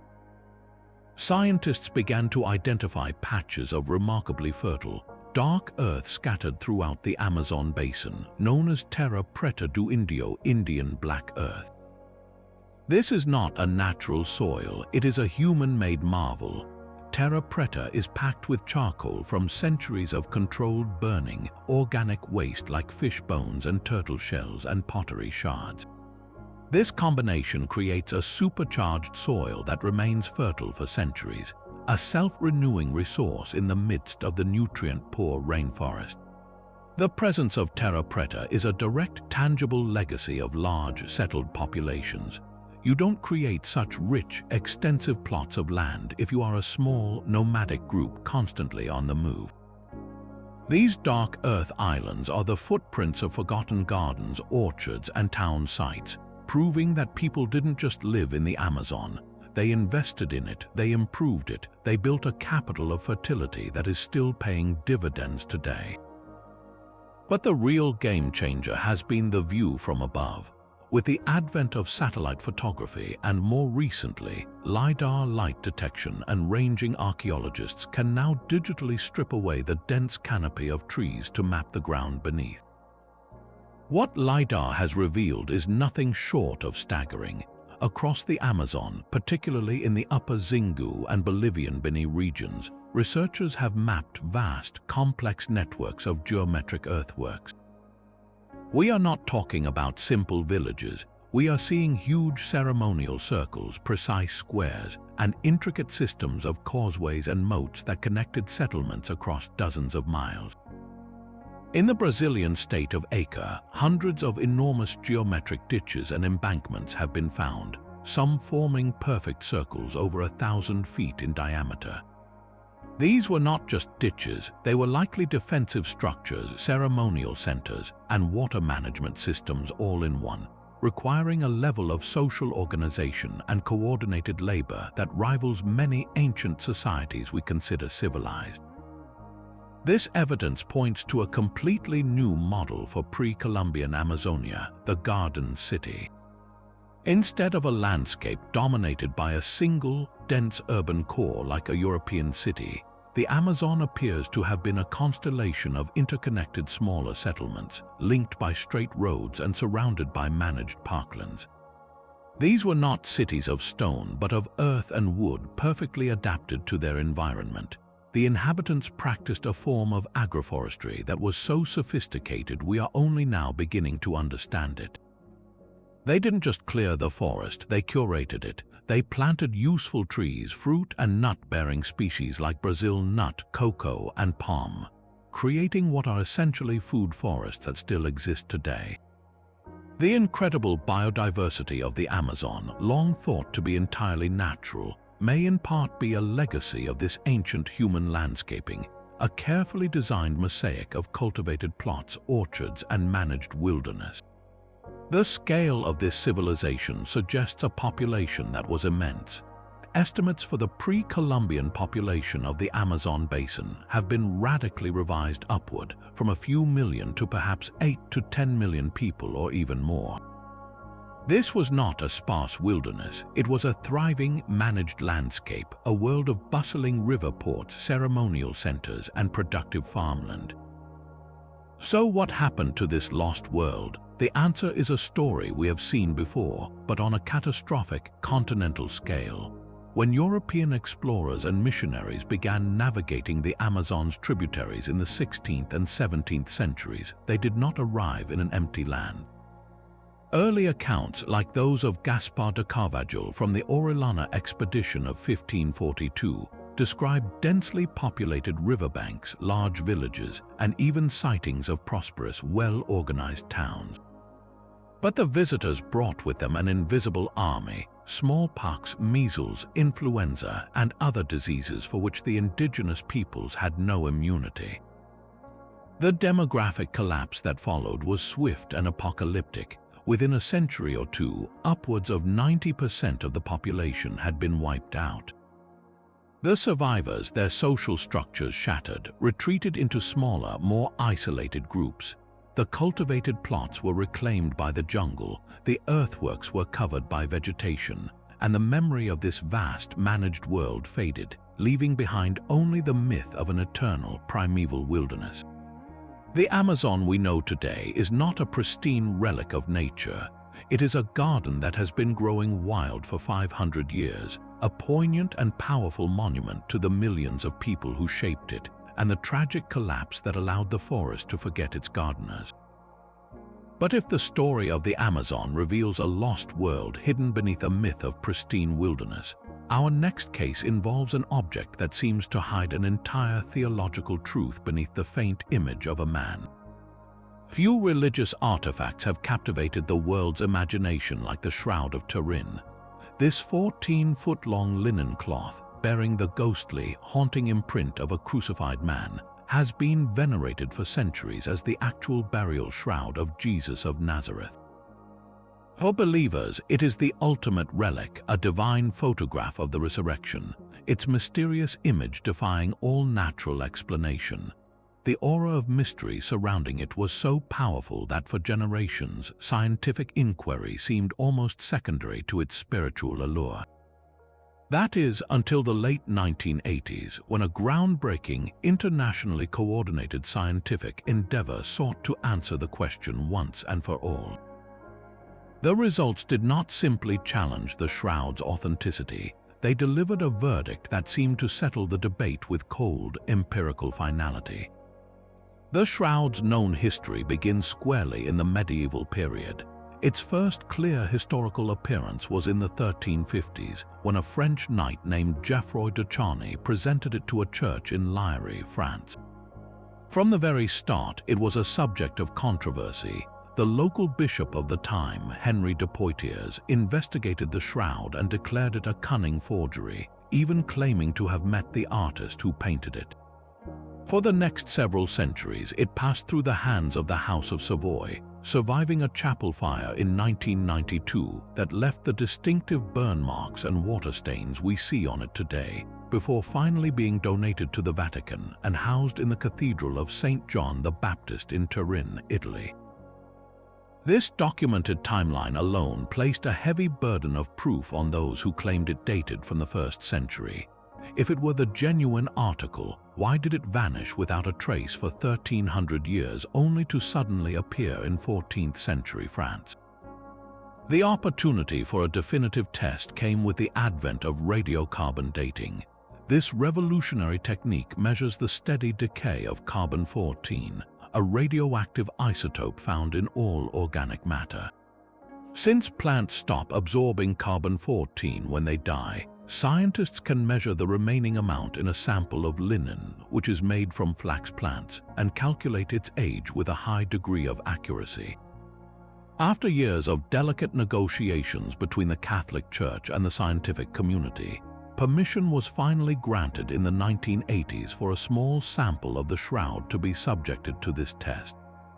To ensure the utmost credibility and eliminate any possibility of bias or error, the process was designed to be meticulously transparent and independent. The sample was cut from a corner of the cloth, carefully cleaned of any potential contaminants, and then divided into 3 segments. These segments were sent, under strict protocols, to 3 of the world's most respected radiocarbon dating laboratories: the University of Arizona in Tucson, Oxford University in England, and the Swiss Federal Institute of Technology in Zurich. The results, announced at a press conference in October 1988, were unanimous and stunningly clear. all three laboratories working independently and blind to which sample was which, returned dates that were statistically indistinguishable. They concluded that the flax plants used to weave the linen of the Shroud of Turin had grown and were therefore harvested sometime between the years 1260 and 1390 AD. This date range places the shroud's origin squarely in the middle of the medieval period, with a 95% confidence level. In other words, the cloth itself was absolutely not 2,000 years old. It was a product of the 13th or 14th century, perfectly aligning with its first documented appearance in history. For the vast majority of the scientific community, the case was closed. The shroud was a medieval artifact. To understand how such an object could have been created and why it was so readily believed, we need to look at the historical context of 14th century Europe. This was an era of intense, sometimes feverish, religious devotion. The Black Death was ravaging the continent, creating an atmosphere of existential terror and a desperate craving for tangible connections to the divine. The trade in religious relics was a massive business, and pilgrimage sites that housed a purported piece of the true cross, a saint's bone, or a holy garment attracted thousands of pilgrims, bringing immense prestige and wealth to their towns and churches.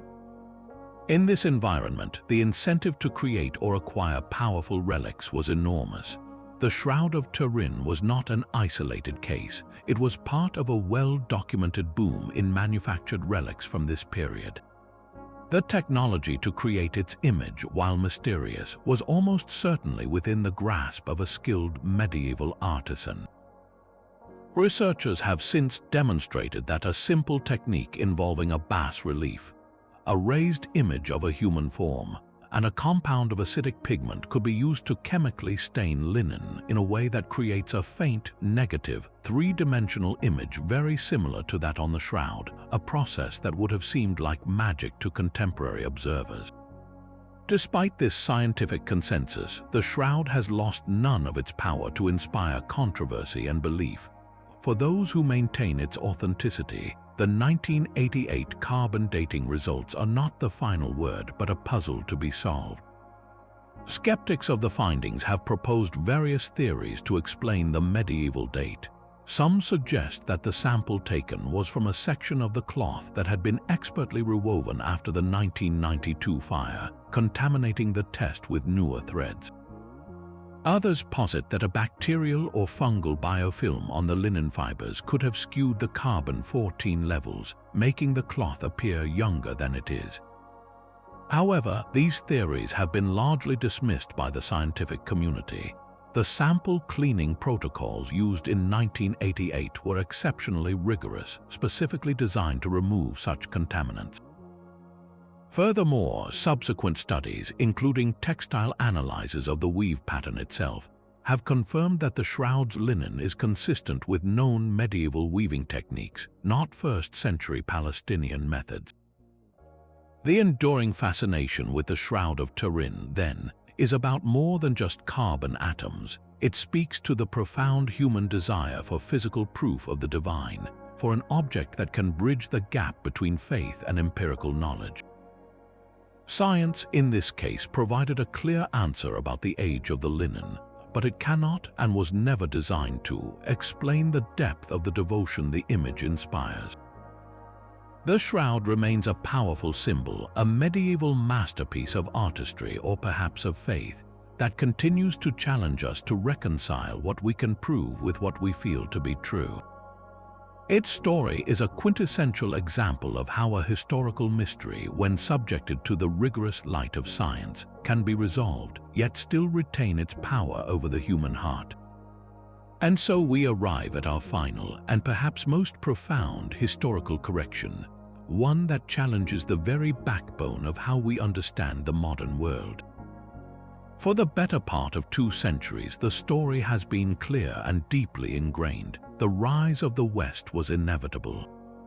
It was a tale of destiny, a narrative that painted Europe's global ascendancy from the 15th century onward as the natural culmination of its inherent strengths, a superior culture, a dynamic spirit of inquiry, political freedoms that fostered innovation, and perhaps even a racial or geographical advantage.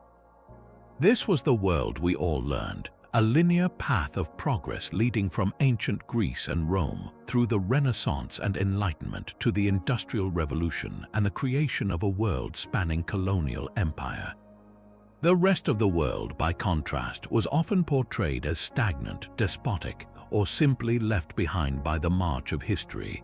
This Eurocentric framework made Western dominance seem not just a historical fact but a foregone conclusion. But what if this entire narrative is a grand illusion, a story crafted by the victors to explain their victory? This is the argument at the heart of one of the most significant shifts in modern historical scholarship, a field often called the study of the Great Divergence. Historians like Kenneth Pomerantz, in his groundbreaking work, have systematically dismantled the idea of long-term Western superiority. Their research reveals a startlingly different picture of the world as it stood around the year 1500 or even 1700. If you were a time traveler visiting the major centers of global power at that time, there would be little to suggest that Europe was on the cusp of ruling the planet. In fact, you might have bet on the East. Consider the Ming and Qing dynasties of China. This was an empire of staggering sophistication and economic might. Its economy was likely the largest in the world, producing a vast array of goods like porcelain, silk, and tea that were coveted everywhere. Chinese agriculture was remarkably productive, feeding a population that dwarfed that of Europe. The empire was unified under a single, powerful bureaucratic state that had maintained canals, granaries, and infrastructure on a scale Europeans could only dream of. In terms of living standards, the average Chinese or Japanese peasant might have been just as well off, if not better off, than their counterpart in France or England. They consumed similar amounts of calories, enjoyed access to a variety of goods, and lived in complex, commercialized economies. The idea of a backward Asia is simply not supported by the evidence when we look at the early modern period. The playing field was far more level than we've been led to believe. So if the West didn't have a centuries-long head start, what actually happened? Why did the Industrial Revolution, with its steam engines and factories, erupt in a small corner of northwestern Europe rather than in the Yangtze Delta, which displayed many of the same advanced economic characteristics? The answer, according to the Great Divergence thesis, lies not in culture or innate superiority, but in a combination of contingent factors, historical accidents, if you will, that created a unique and ultimately decisive advantage. The first and perhaps most crucial factor was the windfall of the New World. Europe's colonization of the Americas was not just about gold and silver, though that bullion did help fuel global trade. It was about what economists call ghost acres, the plantations of the Caribbean and the American South, worked by enslaved Africans, produced massive amounts of sugar, cotton, and tobacco, commodities that would have required an enormous amount of European land and labor to produce. This effectively freed up those resources at home. Even more importantly, the vast, fertile plains of North America became a source of cheap food and raw materials. Britain, the first industrializer, could import grain and timber from its colonies, preventing the rising costs that would have otherwise choked its industrial growth as its population expanded.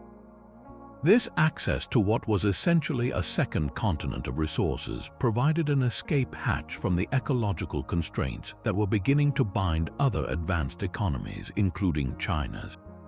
The second great accident was coal, and not just the presence of coal, but its location. Britain had large, easily accessible coal deposits that happened to be situated near its major centers of industry and population. This was a geographical lottery win. When Britain's traditional energy source, wood, began to grow scarce and expensive due to deforestation, coal was right there, ready to be mined and used to power the new steam engines. China also had coal, and in some regions it was even beginning to face similar pressures of deforestation. but its major coal deposits were located far inland in Shaanxi province, hundreds of miles from the advanced, economically dynamic core of the Yangtze Delta. Transporting this heavy, bulky fuel over such distances using pre-industrial technology was prohibitively expensive. Without the geographic coincidence of coal being near the economic heartland, a Chinese industrial revolution was stalled before it could even begin. It was this fortunate combination, New World resources easing land constraints and conveniently located coal solving an energy crisis, that created the conditions for takeoff. This revised history forces a humbling and crucial re-evaluation. The rise of the West was not the climax of a long-prepared destiny. It was the result of a specific and somewhat lucky convergence of circumstances. It suggests that history is not a straight line of inevitable progress, but a web of branching possibilities. Had the Chinese coal fields been nearer to the coast, or had the Americas remained undiscovered by Europeans for a few more centuries, the past 300 years might have looked entirely different. This correction does not diminish the achievements of the scientific and industrial revolutions, but it does strip them of their aura of cultural destiny. It places Europe's story back into the broader context of a polycentric world, where many regions were developing along sophisticated paths, and where the ultimate outcome was shaped less by inherent superiority and more by the unpredictable hand of geography and historical contingency. It is a powerful reminder that the world we live in today was not the only possible one, and that understanding the fragile, accidental nature of the Great Divergence is essential to understanding our shared global history. And so, as we reach the end of our journey through these 30 remarkable revisions, a single, powerful theme emerges from the dust of overturned certainties. History is not and has never been a collection of facts carved in granite. It is a living, breathing conversation across time. It is a dynamic field of inquiry, a perpetual detective story where every new scrap of evidence, every fresh perspective, has the potential to rewrite the entire narrative. From the lost civilizations of the Amazon to the misunderstood warriors of Sparta, from the ghostly image on the shroud of Turin to the true cause of the Irish famine, we have seen that our understanding of the past is fragile, contingent, and wonderfully susceptible to change. What we accept as settled truth today might be the discredited myth of tomorrow, not because the past itself has changed, but because we have gotten better at listening to its whispers. This constant state of flux is not a sign of failure in the discipline of history. It is the very engine of its progress. Being proven wrong is not an embarrassment for scholars, it is a triumph. It means that curiosity has overcome dogma, that evidence has triumphed over tradition. Each correction, whether it comes from a carbon dating lab, a satellite image, or the translated account of a long-silenced people, is a victory for intellectual honesty. It shows that we are willing to look at the world with new eyes, to question the stories we have been told, and to admit that our ancestors were as complex, as contradictory, and as capable of error as we are. The history books are not being rewritten because they were poorly written the first time, but because we are continually learning how to read them more deeply. This leaves us with a thrilling and open-ended question, one that we can now turn over to you. If so many pillars of our historical knowledge have proven to be mirages, which firmly held fact might be the next to crumble? Could we discover that a long-lost culture, still hidden beneath the sands or the jungle canopy, possessed technologies that would force us to rethink the entire timeline of human innovation? Will genetic analysis reveal a previously unknown chapter of human migration that rewrites the story of our species? Or perhaps a deeper reading of existing texts will completely redefine our understanding of a major religious or political figure? The next great historical correction is waiting right now in a laboratory, an archaeological trench, or an overlooked manuscript. The past is not finished with us yet. We have explored just 30 of these astonishing moments, but the well of historical mystery is bottomless. If this journey through the fragile nature of our knowledge has captivated you, if it has made you look at the past with a new sense of wonder and skepticism, then we invite you to join the conversation. Share your thoughts in the comments below. Which historical fact do you think might be the next to fall? And if you want to continue this exploration with us, be sure to like this video and subscribe to the channel for more deep dives into the greatest enigmas and revelations of our shared human story. The past is a puzzle with pieces we are still finding. Let's keep